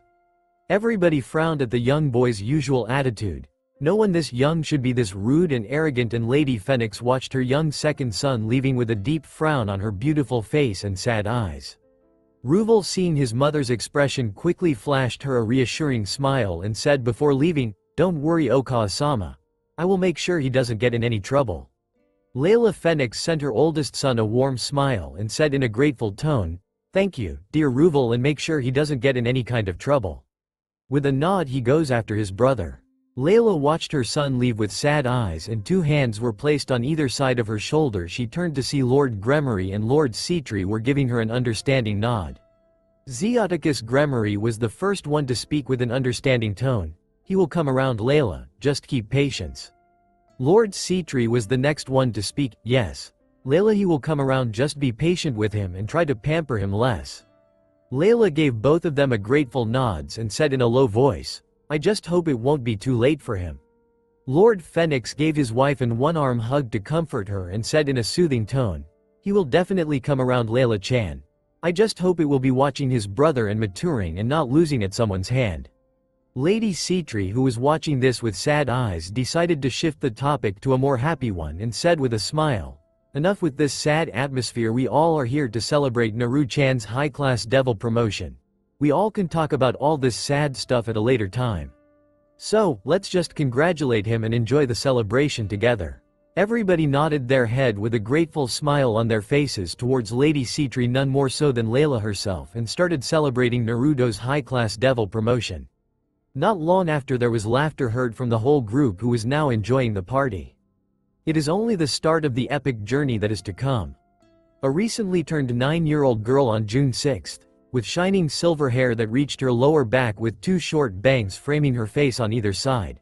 1 bang falling between her eyes and 2 long bangs reaching her chest, with beautiful baby blue eyes, cute button nose and soft pink lips on her heart-shaped face, looked out of the window with a very sad look on her cute face. She was 4 feet 2 inches tall and was wearing a simple silver dress that reached her knees. She was currently looking at the forest outside of her window that surrounded her massive Lucifer mansion, and couldn't help but get more depressed and thought, "Am I always going to be locked into this castle? Never going out, just staying in this hellhole of a mansion, getting abused, tortured and trained like a prisoner?" A powerful but clearly feminine tone replied in a soothing and caring voice in her head, Valiana-chan. Please don't think like that. I promise you one day you will get out of this hellhole and you will be able to live a life you have always dreamed about once we get out of this place. Valiana, even though depressed, couldn't help but smiled gently at the soothing and caring voice in her head and replied, communicating with her thoughts only, thank you for your encouragement, Albiona-sama. But you and me both know escaping is near impossible from that man clutches. Albiona, or better known as the White Dragon Empress, couldn't help but wince at the amount of venom in Valiana's voice at the mention of that wretched man who is the cause of her host's suffering, and replied in the same soothing tone, don't worry my dear. I guarantee you we will escape from here. Granted it will be incredibly difficult, but you and I together will manage. Valiana smiled at the words of one of the only two persons words who cared greatly about her, even though said person was also the start of her undoing at the age of 6, though she doesn't hold it against her, seeing as she was one of the best things ever happened to her. When she unlocked her sacred gear in desperation to save her loving mother from her pathetic excuse of a father's abuse, who was beating her loving and kind mother for giving birth to an abomination that is her, in his words, that was also the day her life became hell in this mansion. It wasn't like it was good before, considering she was a hybrid half-devil half-human. Her father absolutely loathes her existence because she had greater potential than he does. But the day she activated her sacred gear, he started to become scared of her potential and started to abuse and torture her. If it wasn't for her loving and kind mother and her Albiona-sama, she would have committed suicide to get away from this hellhole of a mansion and her extremely depressing life. Sacred gears are gifts made from the original biblical God that are given to normal human beings for their own protection against the supernatural beings. Among those there are 13 incredibly powerful sacred gears which are known as Longinus, which are said to have power to slay gods. Her sacred gear is not a normal one, but one of the 13 Longinus, Divine Dividing.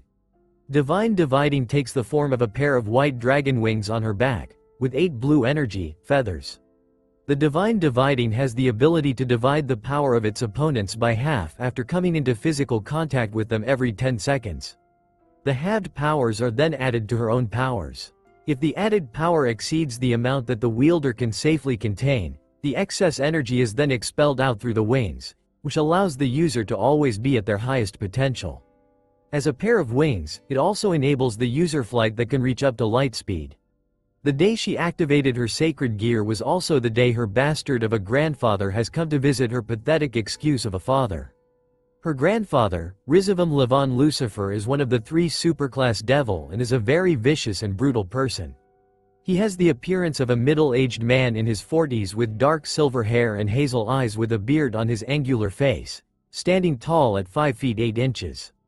Seeing her activating one of the 13 Longinus, Divine Dividing in front of him, he took an interest in her and started to train her in hand-to-hand combat, many basic elemental magic, her inherited Lucifer's darkness magic, which is very similar to angels and fallen angels' light magic, which allows her to create spears, shields and many other objects from her darkness magic, the same as angels and fallen angels, and her sacred gear. He viciously trained her body no matter how injured she got, and whenever she tried to rest he threatened to kill her mother.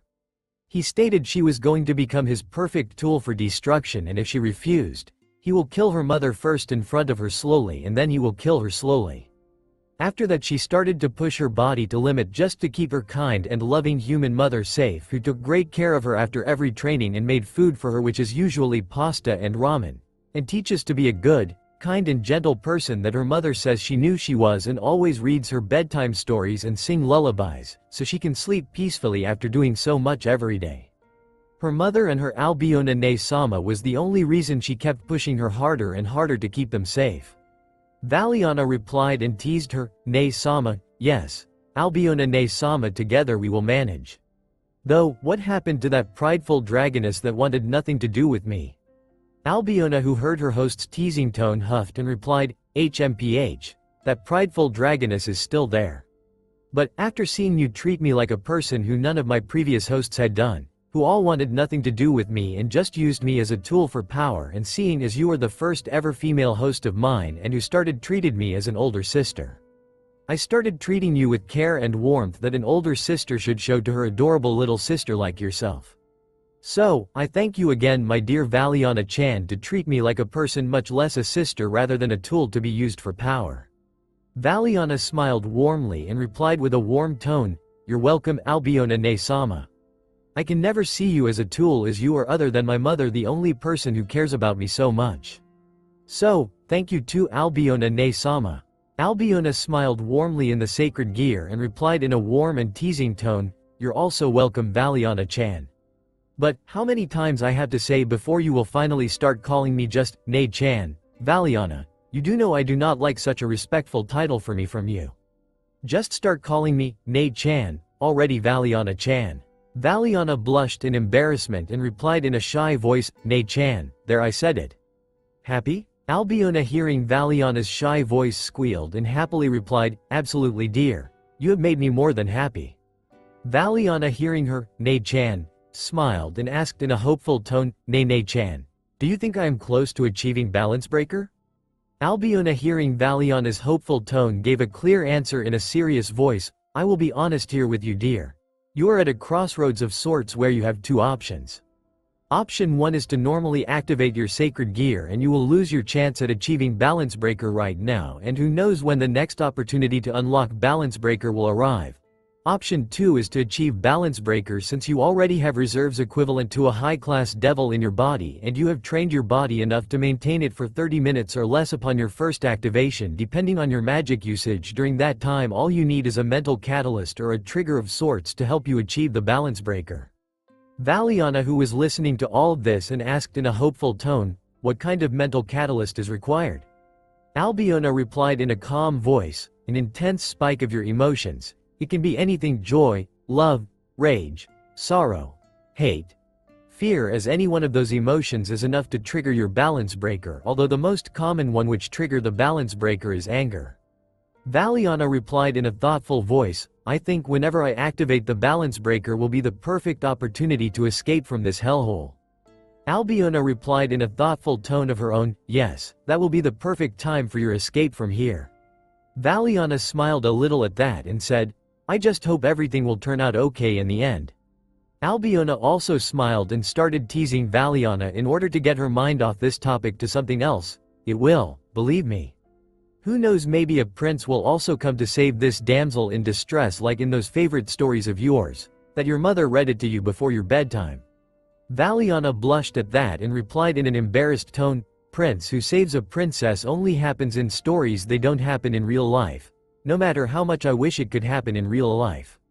Albiona giggled at Valiana's embarrassed tone and continued to tease her, "Oh, but there are real princes. When a princess is really in danger and is about to give up, that's when her prince appears saving her from all the bad people. That's what always happens in a story. Who knows, your prince might be training right now just to save you."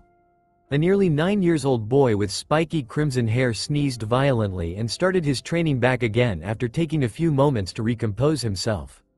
Valiana's blush got deeper and replied in an even more embarrassed tone, "There are no real princes, and that's that.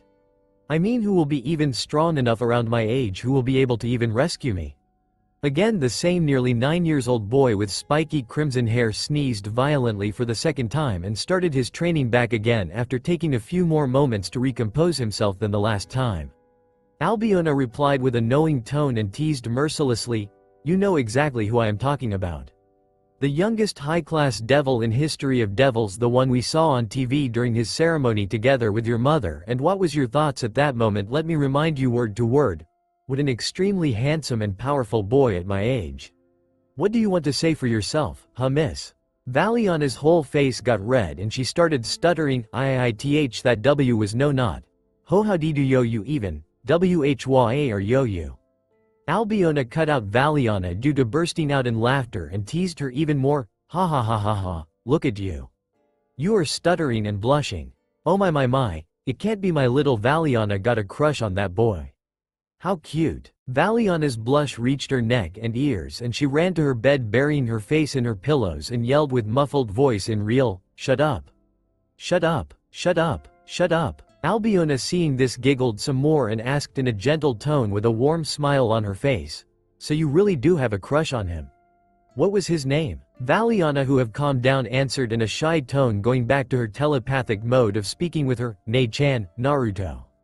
Naruto Uzumaki Namikaze. Albiona continued to speak in the same tone and asked, what did you like about him?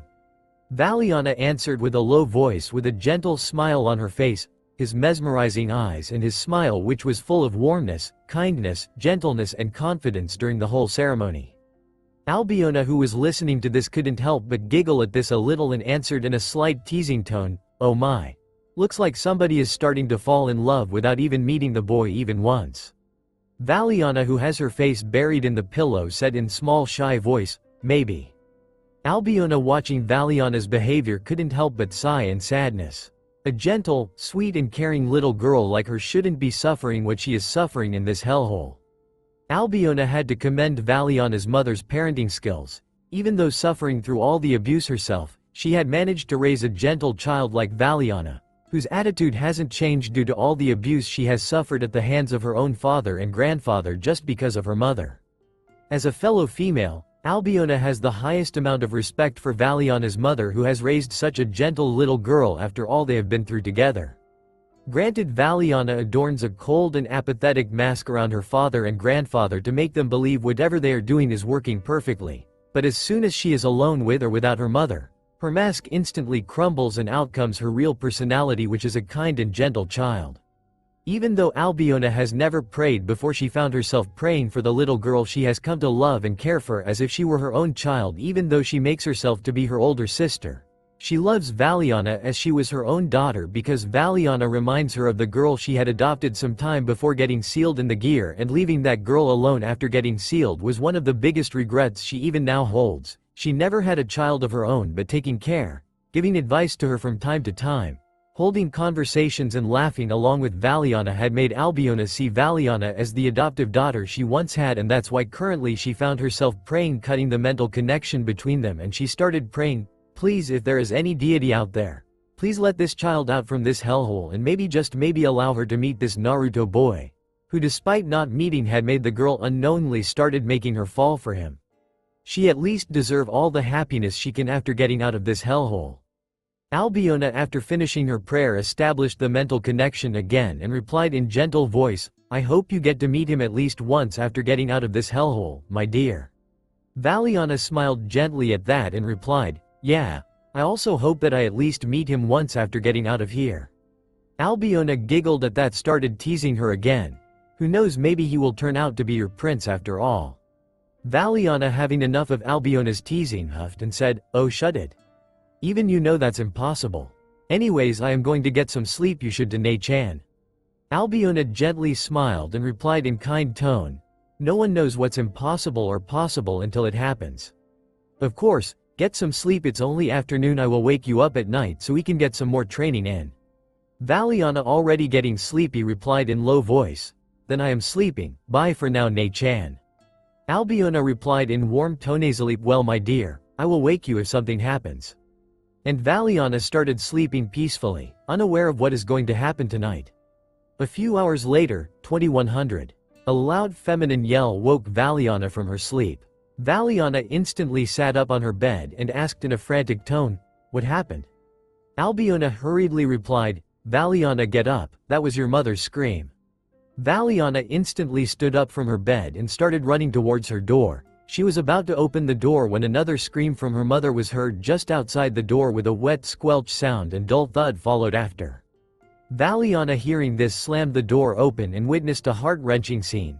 Her beautiful human mother, who has the appearance of a beautiful 30-year-old woman with black hair and beautiful baby blue eyes, had a sword buried deep in her stomach and was coughing out blood after falling on the ground on her back. Valiana's eyes widened in horror and instantly dashed towards her mother's side and kneeled down beside her mother's left side and grabbed her mother's left hand with both of her hands and asked with tear-filled eyes and quivering voice, Ka-chan, what happened? Valiana's mother looked up at her daughter's tear-filled eyes and replied in a weak voice, your father in his drunken state was about to enter your room with a sword and was gonna try to kill you, cough cough, but I intercepted him and in his anger he impaled his sword in my stomach, cough. Valiana, who had tears leaking down her face, asked with a grief-filled voice, why did you do it? I could have easily handled him myself. Valiana's mother replied with a smile. A mother's duty is to protect her child from any kind of danger no matter the cost. Remember that Valiana, because you will be a mother yourself in the far future. Valiana tears continued to fall like waterfall and managed to give a grief-filled smile and replied, I will remember that, Ka-chan. Now, please stop talking, your bleeding is getting worse due to your continuous movements. Valiana's mother gave her daughter a pain-filled smile and said, I won't last for long, my dear girl. So, please promise me some things before I go. Valiana gave a nod with her tears continuously falling and replied with a cracking voice, I will promise you anything. Ka-chan. Valiana's mother gave her a nod with pain-filled but a gentle smile before she began, promise me you will not be a fussy eater and will eat lots of food to grow up to be a beautiful big girl. I promise. Promise me you will not overwork yourself to the point you will injure yourself. I promise. Promise me you will go to bed early and sleep well. I promise. Promise me you will make some friends, it doesn't matter how many, just people who you can trust and that they are your real friends, even a few is enough. I promise. Promise me you will become the strongest white dragon empress in history. I promise. Promise me you will always respect your elders and treat them with respect. I promise. Promise me you will find a good person to be your boyfriend or husband. I don't know much about that crimson-haired boy but seeing his smile was enough for me to understand that he is a good kid, and by the time you meet him and still has that crush of yours on him, then I approve a relationship with him. I promise and thank you. Promise me one final thing, that you will always be the kind, gentle, and warm little girl I raised with everything I had, and don't change because of the likes of your father and grandfather. I promise I will not change. Valiana's mother gave a tired nod with a pain-filled smile with blood flowing the sides of her mouth and tears rolling down from the sides of her eyes, and said in a very weak voice, I would also like to request something from you, Albiona-sama. In an instant Valiana's divine dividing wings were released from her back, and Albiona, who was watching the entire thing with grief, said with a grief-filled tone, anything that will be within my powers, I will do my utmost best to fulfill your last request. Valiana's mother gave a barely noticeable nod and continued with her voice getting weaker. Please Albiona-sama. Look after my dear daughter, don't let her do anything too reckless. And see to it she lives a happy life after getting out of here. She will need guidance in her life, please be the one to guide her like a mother to their child. You are the only one I can trust her with. Please look after her. Albiona replied with a resolute voice. I will take care of her and provide guidance whenever she needs it. And don't worry about me being like a mother to Valiana, because I already considers her as my own daughter. So, rest assured I will do my utmost best at taking care of her. Valiana's mother started to cough violently and her voice started fading as she gave one last smile to her daughter and said, Valiana-chan, live a happy life after leaving this place, and have lots and lots of babies, and don't cry too much on my death, because I don't want to see you cry. With those last words Valiana's mother stopped breathing. Valiana, who was holding her mother's hand, the grip of her mother's hand went slack in her hands and tears started to fall at a higher rate, and she started to wail in anguish, Ka-chan. Ka-chan. K-A-A-A-A-chan. Valiana's father, Rizavan Lucifer, who looked exactly like his father Rizavam Levon Lucifer but in his early 20s, started laughing out loud and sneered in his drunken tone. Ha ha ha ha, that human bitch got what she deserved. She wanted to stop me Razevan Lucifer. To stop from killing you, an abomination that I had the distinct displeasure in creating with that pathetic human bitch. And I am glad that Trash is dead now and all that remains is you. Ha ha ha ha ha. Valiana, hearing this, looked up with tears flowing down her face, towards her pathetic excuse of a father, and felt white-hot anger and hate course through her entire being, and she stood up and shouted, You trash. I will kill you. Albiona, feeling the mental catalyst required for balance breaker achieved, said, Valiana, shout with me. Valiana, hearing this, shouted together with Albiona, and their voices overlapped with each other, Balance breaker. Scale male. There was a flash of blue light with a shock wave of magic from where she was standing, forcing her father to close his eyes and making him fall on his rear in his drunken state. When the light dimmed down, Valiana was covered in a shiny white dragon armor from head to toe with blue gems embedded in her chest plate, both the shoulder guards, both hand guards, and in both of her knee guards. A mechanical tail was waving behind her with her blue energy feathers fully extended. The armor was customized due to her feminine frame, appearing to be more sleek looking, offering more speed and flexibility rather than durability, but that isn't to say it was weak. It was less bulkier compared to when a male adorns it, but giving more speed with slightly less protection. From behind her face helmet, her shiny silver hair was flowing freely behind her, reaching her lower back. When her pathetic excuse of a father opened his eyes and saw Valiana in her draconian-looking armor, in his drunken state of mind he started crawling back on his rear and shouted with fear and panic in his voice, "What is that, you monster? Stay away from me." Valiana, who started closing distance between her father and herself, walking slowly, and yelled with her voice overlapping with Albiona's, "This is your end. You pathetic excuse of a father." Rizavan, who continued to back away, hit his back against the wall and yelled in fear, "Stay away, monster." Valiana, walking towards her father, raised her armor-clad right hand and channeled her darkness magic in it, creating a darkness spear the size of her torso, and yelled in her overlapped tone with anger, "My mother always screamed for you to stop, but did you stop even once? Huh, did you? Tell me." Valiana kicked her father with her right leg on the left side of his face and sent him tumbling down the corridor, where he laid on the ground with his left side of his face bleeding. Rizavan sat up with his left hand holding his bleeding head and screamed in anger, "Why should I have stopped? Huh, it was her punishment for giving birth to an abomination like you. If she hadn't given birth to a monster like you, father would have been happy with me. But, no. She gave birth to you, a pathetic half-breed filth with a higher potential than me and a Longinus to fucking wield. If that human slut haven't given birth to a pathetic bitch like you, none of this should have happened." Valiana, having enough of her father's bullshit, throws her darkness spear at her father, and he, being in his drunken state, couldn't dodge the spear, and it tore his chest open in the middle and destroyed his heart in an instant, and he died a second after that. Valiana, seeing her father dead, turns around and started walking towards her mother's body and said in a cold tone, "Goodbye, you pathetic excuse of trash, and may your soul rot in hell for all eternity for all the suffering you caused my mother." Valiana kneeled down beside her mother's body and pulled her locket of her neck and stored it in a pocket dimension using a basic magic spell. Valiana stood up and started walking towards the window in the hallways. When she reached the window, she turned back towards her mother's body and said in a grief-filled tone, "Thank you for everything you have done for me, Ka-chan.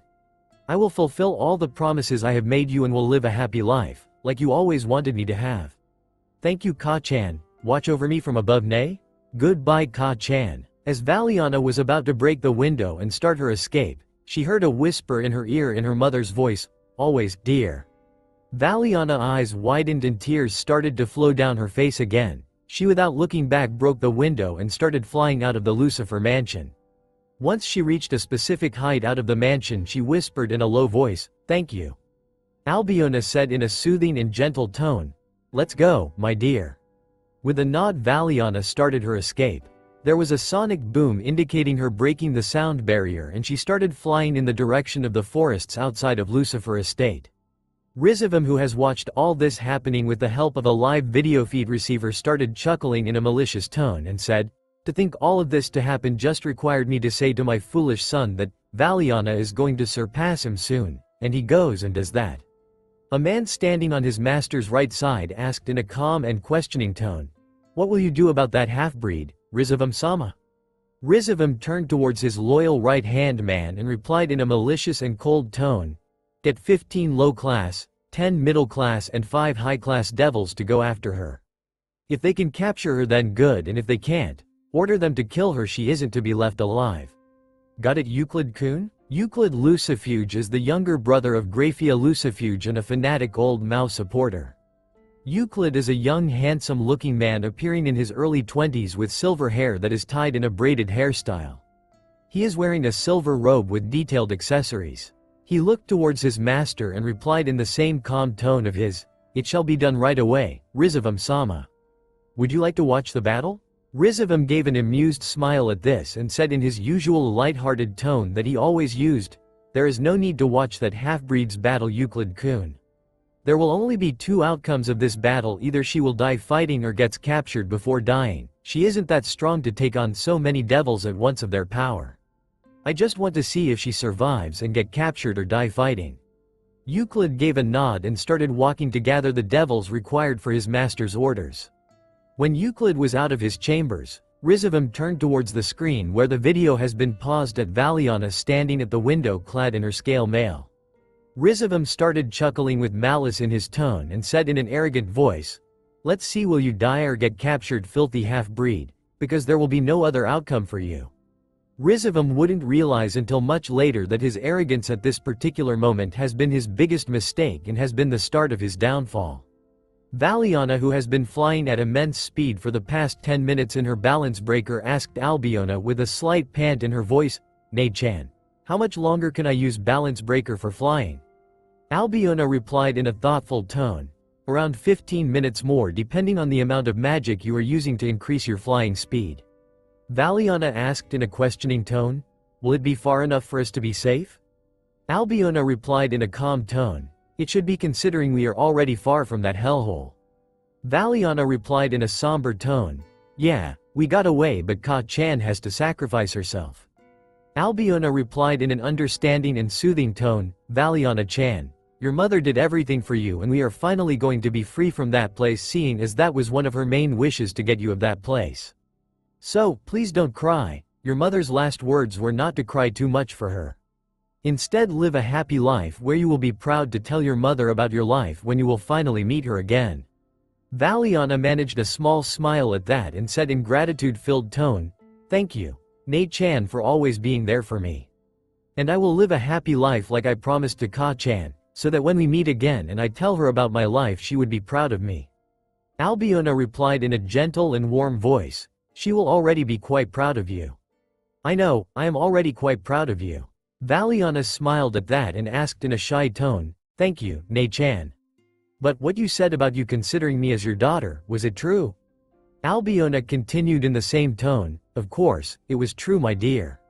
When I was not sealed in this gear, it was one of my main dreams to have children of my own, but before being sealed I was able to adopt a young girl who I looked after as my own, and I was able to take care of her for quite some time, but due to that damned wretched Diedrich and that motherfucking hussy, I never got the chance to have one of my own and I had to leave that girl behind. But, after raising you for the past 2 years, even though it is only from inside the gear and I can't help you outside, I started to consider you my own child that I once had because you remind me of her so much. So, when your mother asked me to raise you like my own child, how could I have ever denied a request like that when I already consider you as my own?" Valiana got misty-eyed at this, replied in warm and slightly quivering voice, "Then please continue to raise me like you have done until now, Albiona Ka-sama." Hearing Valiana call her Ka-sama, Albiona herself got misty-eyed inside the gear and replied in warm and grateful voice, "Thank you, my dear, for calling me that. I promise that I will do my utmost best to raise you like your mother would have wanted." Valiana, who has started to shed some tears, replied with a warm smile and a slight quivering voice, "Then I will be in your care from now on, Albiona Ka-sama." Albiona, hearing this, gave a warm smile and replied in a slight teasing tone, "I will do my best, Valiana-chan. Though, I could have managed with just a simple, Ka-chan, but seeing as you are new to it, saying that to me, I will let it slide." A pause, for now. Valiana blushed in embarrassment and replied in low shy voice, "I will in due time, but for now I am happy with just calling you Albiona Ka-sama." Albiona replied in warm and caring tone before started teasing her again, "Of course, dear, whenever you feel comfortable. I will be waiting for you to call me that. But, I have to commend your mother, she knew about your crush and even approved of him. Even in that moment you must have felt slight happiness despite the situation." Valiana slightly blushed at that and replied in a low tone, "She knew everything about me, so I was not surprised that she knew about him too. And you were right about feeling slight happiness despite the situation." Albiona giggled at this and replied, maintaining her teasing tone, "You know, I now have the responsibility of which boy you will date. I will not let any filthy pest wander even close to you. So, your crush better be a one in a whole damn population, because I will require him to be the best goddamn man there ever is." Valiana blushed more and whined pitifully, "Don't tease me so much, Albiona Ka-sama. Albiona started laughing at that and replied in gentle and slight serious tone. But, I am serious about which boy you will date. I will seriously not let any wrong kind of person near you.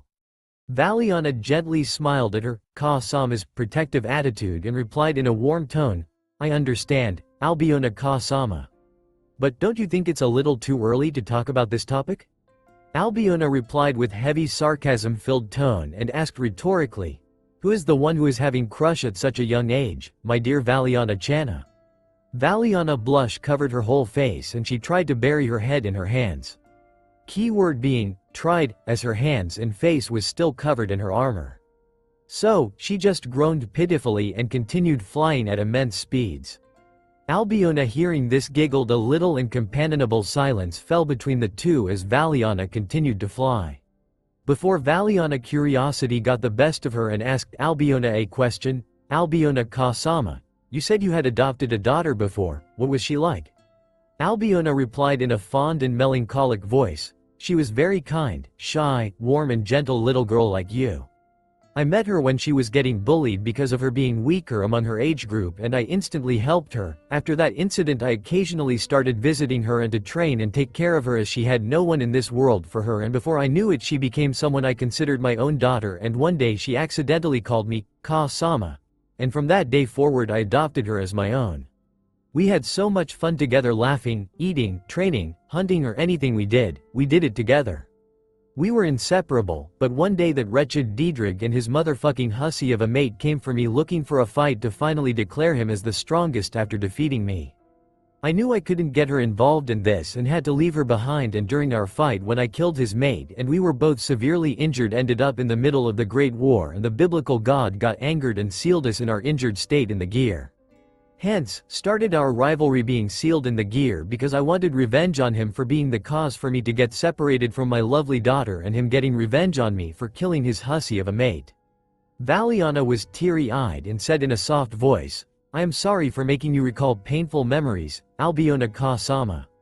Albiona closed her eyes and released a shuddering sigh, recalling that always brought guilt for leaving her daughter behind and replied in a soft tone. It's not your fault Valiana dear. Just recalling those memories always fills me with guilt that I left such sweet girl behind even though it was for her own safety. I just wish she doesn't start resenting me and didn't close her off from the entire world. Valiana said in a reassuring voice, I am sure she could never resent a warm person like you Albiona Ka-sama. Albiona replied in a soft tone, I also hope that dear, I also hope that.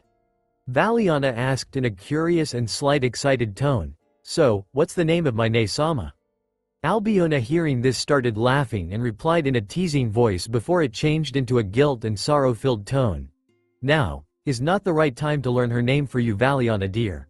Maybe in a few years I will tell you but not before that. Because I am not ready to meet her even after so many years, I am afraid of her reaction for finally seeing me. Does she hate me for abandoning her or does she still love me even after all that? I won't be able to handle if she hates me Valiana, so until I am ready I will not tell you her name. Valiana understanding that replied in a soft reassuring tone. I will not ask you about this anymore then Albiona Ka-sama. Take your time and when you are ready to tell me about my ne-sama then we will be going to meet her. Valiana replied in a warm and gratitude-full voice. I thank you for being so mature and understanding for your age dear and don't worry I promise you, when I am ready to meet her I will tell you her name. Valiana replied in a warm tone, I will be waiting. With that both of them again fell in comfortable silence.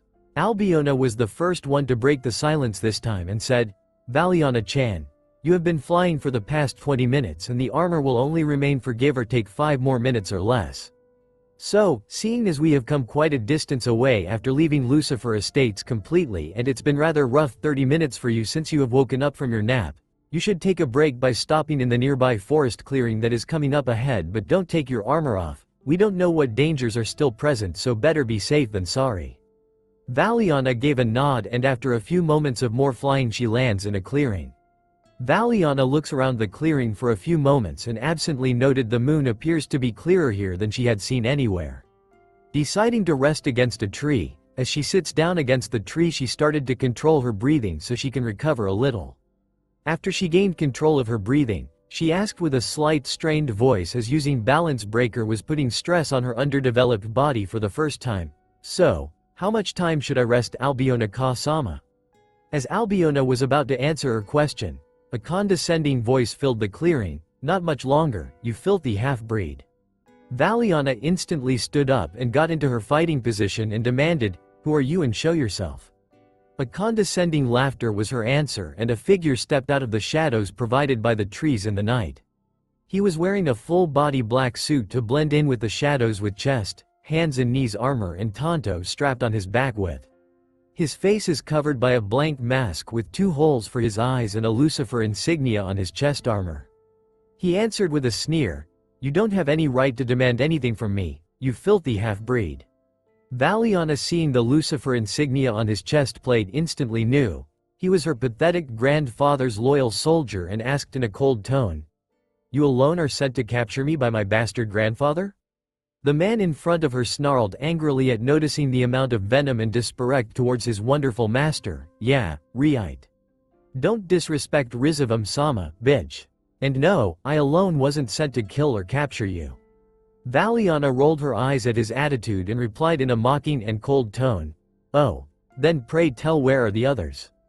The man snarled at her mocking tone and replied in smug and condescending tone as he started to use a summoning spell, oh, they will be here in just a few moments. I was the only one who can keep track of your scent and match your speed, seeing as my tracking abilities are the best among our whole group. I must admit just matching your speed and keeping track of you made me use my 3/4 of reserves, and thankfully I only need 1/4 for this. Albiona, who was watching the whole event through her host's eyes, took notice of the magic he was using and instantly ordered Valiana through their mental link, Valiana, kill him before he finishes the summoning spell. Valiana instantly acknowledges Albiona's order and created a darkness spear about her arm's length and throws at the man before her, who instantly got impaled by it in his stomach. The man before her started laughing in a cold manner in between his watery coughs as a perfect summoning magic circle formed behind him as he started to fall forward and said his last words in a smug cold tone. At least, I know that while dying, that I was your cause of death. After he falls dead on the ground, Valiana watches warily as the summoning circle started spinning before shining brightly before dimming. As it dimmed, Valiana's eyes widened in fear at the sight before her. There from the circle appeared 29 devils, every single one wearing the exact same outfit with the same mask, armor and sword completing their attire. Valiana knew she couldn't beat all of them as her body was starting to feel slightly sluggish due to her using balance breaker for the first time and reaching its time limit, and her high-class devil magic reserves were only 1/4 of their full capacity, seeing as she has used them recklessly to increase her speed to get away from that place. Valiana cursed through their mental link and asked with fear in her tone, shit, if I hadn't been so reckless in spending my magical reserves, then we might have a better chance. What do I do, Albiona-sama? Albiona was also cursing their worst kind of luck and took note of her daughter's tone, which was filled with fear right now. She couldn't blame her daughter for feeling fear right now, as she knew her reserves and condition was not gonna be enough against this many devils. So, she tried to calm down Valiana's mind and work from there. She said in soothing voice, calm down, dear. Take a deep breath and calm down. So, we can start on planning what we should do. Valiana took a deep calming breath and slightly calmed down from her agitated state and with slight calm voice asked, so, what should we do, Albiona-sama? Now that Valiana has calmed down a little to think rationally, Albiona started, seeing as there are 29 of them and right now they are all huddled together.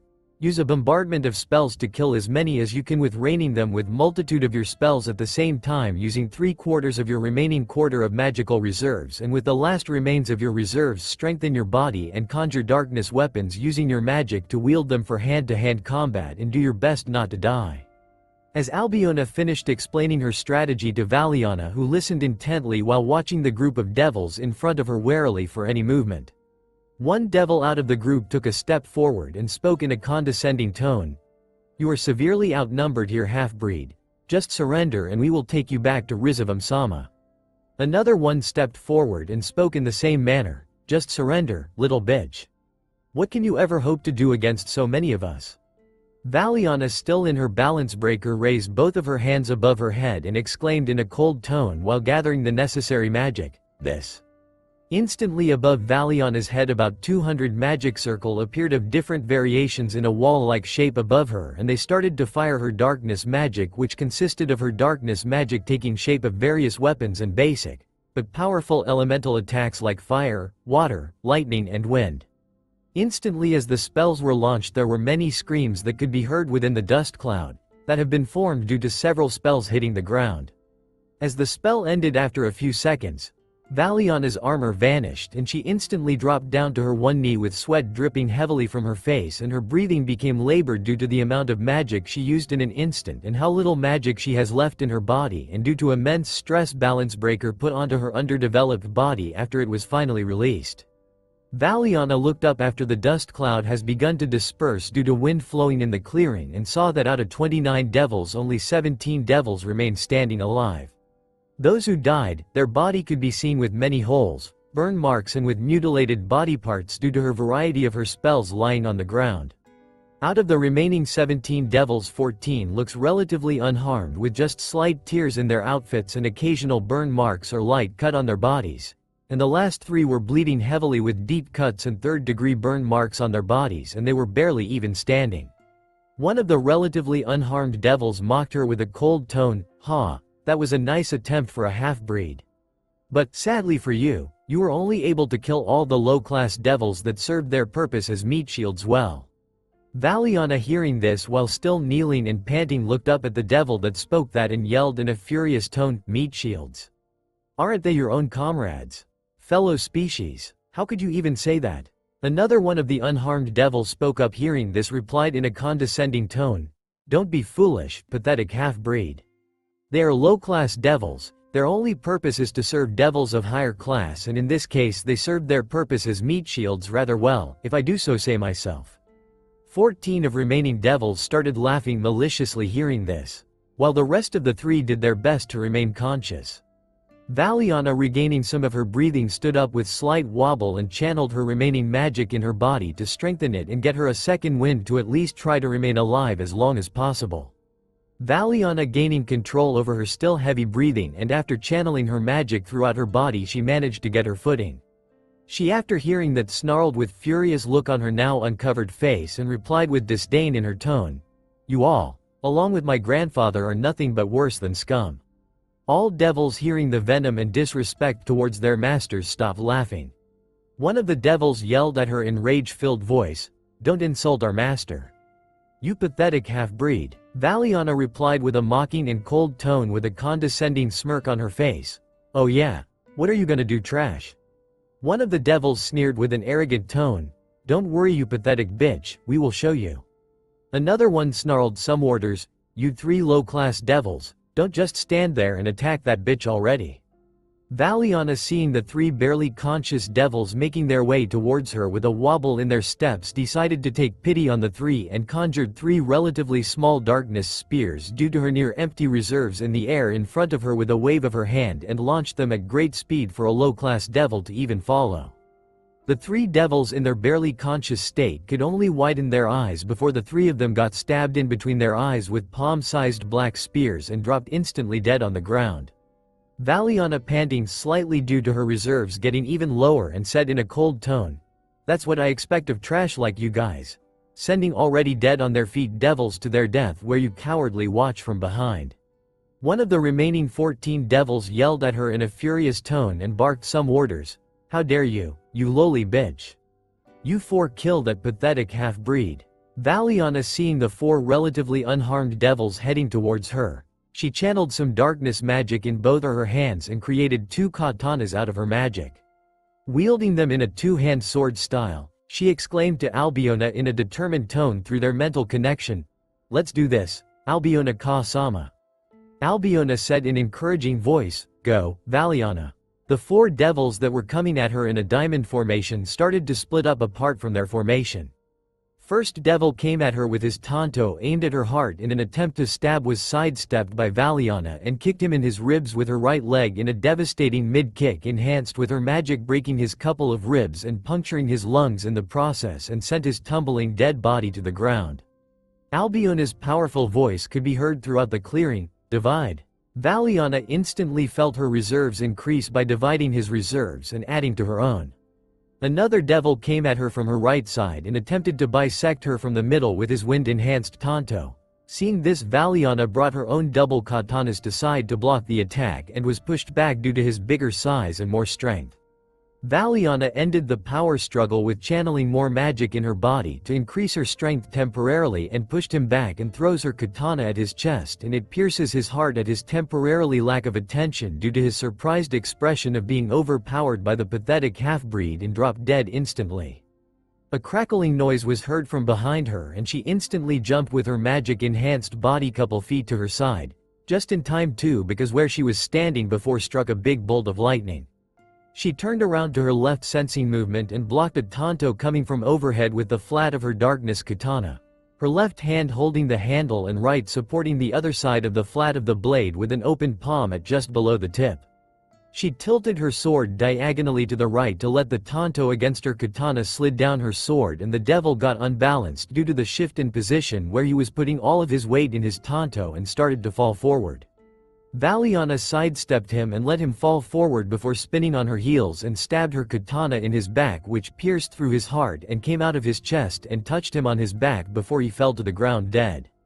Albiona's powerful voice once again boomed in clearing, "Divide." Valiana again felt her reserves increase from the dead devil she had just divided. She turned to face the last alive opponent of the four devil group that was attacking her at the moment. He dashed straight towards her in an attempt to slash her with a downward diagonal slash from right to left, and she was about to back away from his slash when she felt all her body's strength leave her and her vision got blurry. She avoided a killing slash by backing away a few inches but got a deep cut going from her right shoulder to her left hip on her front. As she was falling backwards on her back, she was confused why all of a sudden her strength left her body. She was answered not a second later. Albiona's powerful voice was heard in the clearing, with dread-filling word for herself and gleeful word for those devils, "Expel." Now Valiana understood what had happened, as she fell on her back with a thud. She had reached her physical limit, and to prevent her from destroying her body from the inside out by the ever-increasing strain she was putting on herself constantly for the last 35 minutes, whether it be emotionally and definitely physically since she has woken up from her nap, Albiona has used the expel to save her from destroying her body if she had gone on even for a second more. Now that the adrenaline and strength left from her body, she was starting to understand why Albiona had used expel to save her. Her whole body was on fire, every single muscle in her body was screaming in pain due to her overuse of her own body, and every joint in her body was now numb. She could only move her face a little and nothing else in her entire body could she move, no matter how hard she tried. As her body finally registered the pain from the deep gash on her front side she had received, going all the way from her right shoulder to left hip. A scream full of pain ripped through her throat. "Ah!" Albiona worried yell echoed in her mind through their mental connection, "Valiana." The devil who had slashed her started laughing maniacally and spoke in mocking and sadistic tone, "Ha ha ha ha. What happened, bitch? You were mocking us just a minute ago and now you are lying on your back and screaming in pain. You know what, I like your scream of pain and want to hear more of it. So, won't you scream for me a bit more?" He started channeling lightning magic in his right hand and concentrated lightning at the tips of his fingers and fired 4 thin lightning bolts from his fingers at Valiana. The 4 thin lightning bolts pierced her both arms just below her inner elbow joints and her thighs just above her both knees. The 4 bolts pierced right through the flesh, creating a hole and instantly cauterizing her wounds because of the spell being of lightning nature, making it all the more painful. A heart-wrenching and a pain-filled scream ripped through Valiana's throat violently.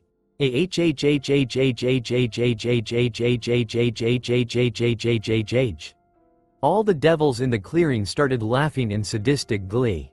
The devil standing above her also laughed in sadistic glee and yelled at her in a sadistic voice, "More. Scream more, bitch. It's music to my ears, so scream more." With that, the devil brought his leg back and kicked her midsection with extreme force, sending her sailing through the air. She crashed in one tree with her back facing the tree, and her back of her head got hit hard, creating a dent in the bark of the thick tree, and she slid down with her head, leaving a bloody trail on the bark of the tree as she slid down on her rear. Her head hung low as she got dazed from the impact. Albiona's frantic screams in her mind brought her back, "Valiana. Valiana, Valiana, answer me dear. As blood started dripping from the sides of her face due to her head injury as her head hung low and she was hunched over slightly bending forward. Leaning on the tree on her side, tears of pain and sadness welled up in her eyes and she asked Albiona, Albiona Ka-sama, did I do something wrong to deserve this? Have I been a bad girl? Albiona, hearing Valiana's question and her tone, felt tears well up in her own eyes and replied in a gentle and sad tone, absolutely not dear, you have done nothing to deserve this. And no, you have been the best girl. Valiana, hearing this, felt her tears started to fall from her face and asked in despair-filled tone, then why? Why is this happening to me?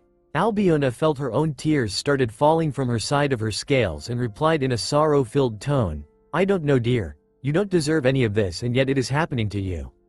I am sorry for all the pain I have caused you by being activated by you. If only I have been someone else sacred gear you will not have to go through this pain. Valiana instantly yelled in a pleading and sad tone, please don't ever say that again. Ever. Except my Ka-chan, you were the only good thing I had going for me and now my Ka-chan is gone. So, please, I beg you don't ever say that again. I can't lose you too, Ka-chan. Albiona felt more tears started to well up in her eyes and her heart warmed immensely when Valiana called her just Ka-chan, and she replied in a slightly guilt-filled and warm tone, I am sorry, my dear. I promise I will never say that again. And thank you Valiana for finally calling me just Ka-chan. You don't know how happy it makes me from hearing that from you. Despite all the pain she was in, Valiana managed a tiny smile on her face with tears still falling from her face, and as her hair was blocking everyone's view of her face, no one was able to see it. She replied in a happy voice despite her injuries and pain she was feeling all throughout her body, you better keep your promise, Ka-chan. And you're welcome, I am also happy to be called your daughter. Albiona replied with tears falling from her face in warm and teasing tone, you're welcome, dear. But, do you still think your prince will come to save you? Valiana blushed a little as her tears started to slow down a little and replied with a sad voice, I don't think so, it's too late already. I have lost too much blood. Albiona replied in a smug and knowing tone, you shouldn't give up so early on your prince, my dear. Albiona was sure if what she had sensed just now is true, then her dear daughter was in for one hell of a show. She is damn sure none of the people in the clearing could have sensed what she had just sensed because even when she is sealed in the gear her sensitivity to magic is still pretty insane. So, she was damn sure something extremely good was gonna happen for her dear Valiana and she will enjoy every single damn minute of it. Valiana started to say, what are yo? But she instantly cut her question off as a familiar voice she had heard nearly half a year ago entered her ears. Her eyes widened and she instantly whips her head to look up, though that was clearly a bad thing to do as her head injury throbbed in extreme pain and it brought a grimace on her face from the pain caused by the action and closed her eyes in pain. When she finally opened them, her eyes widened in disbelief and she just stared.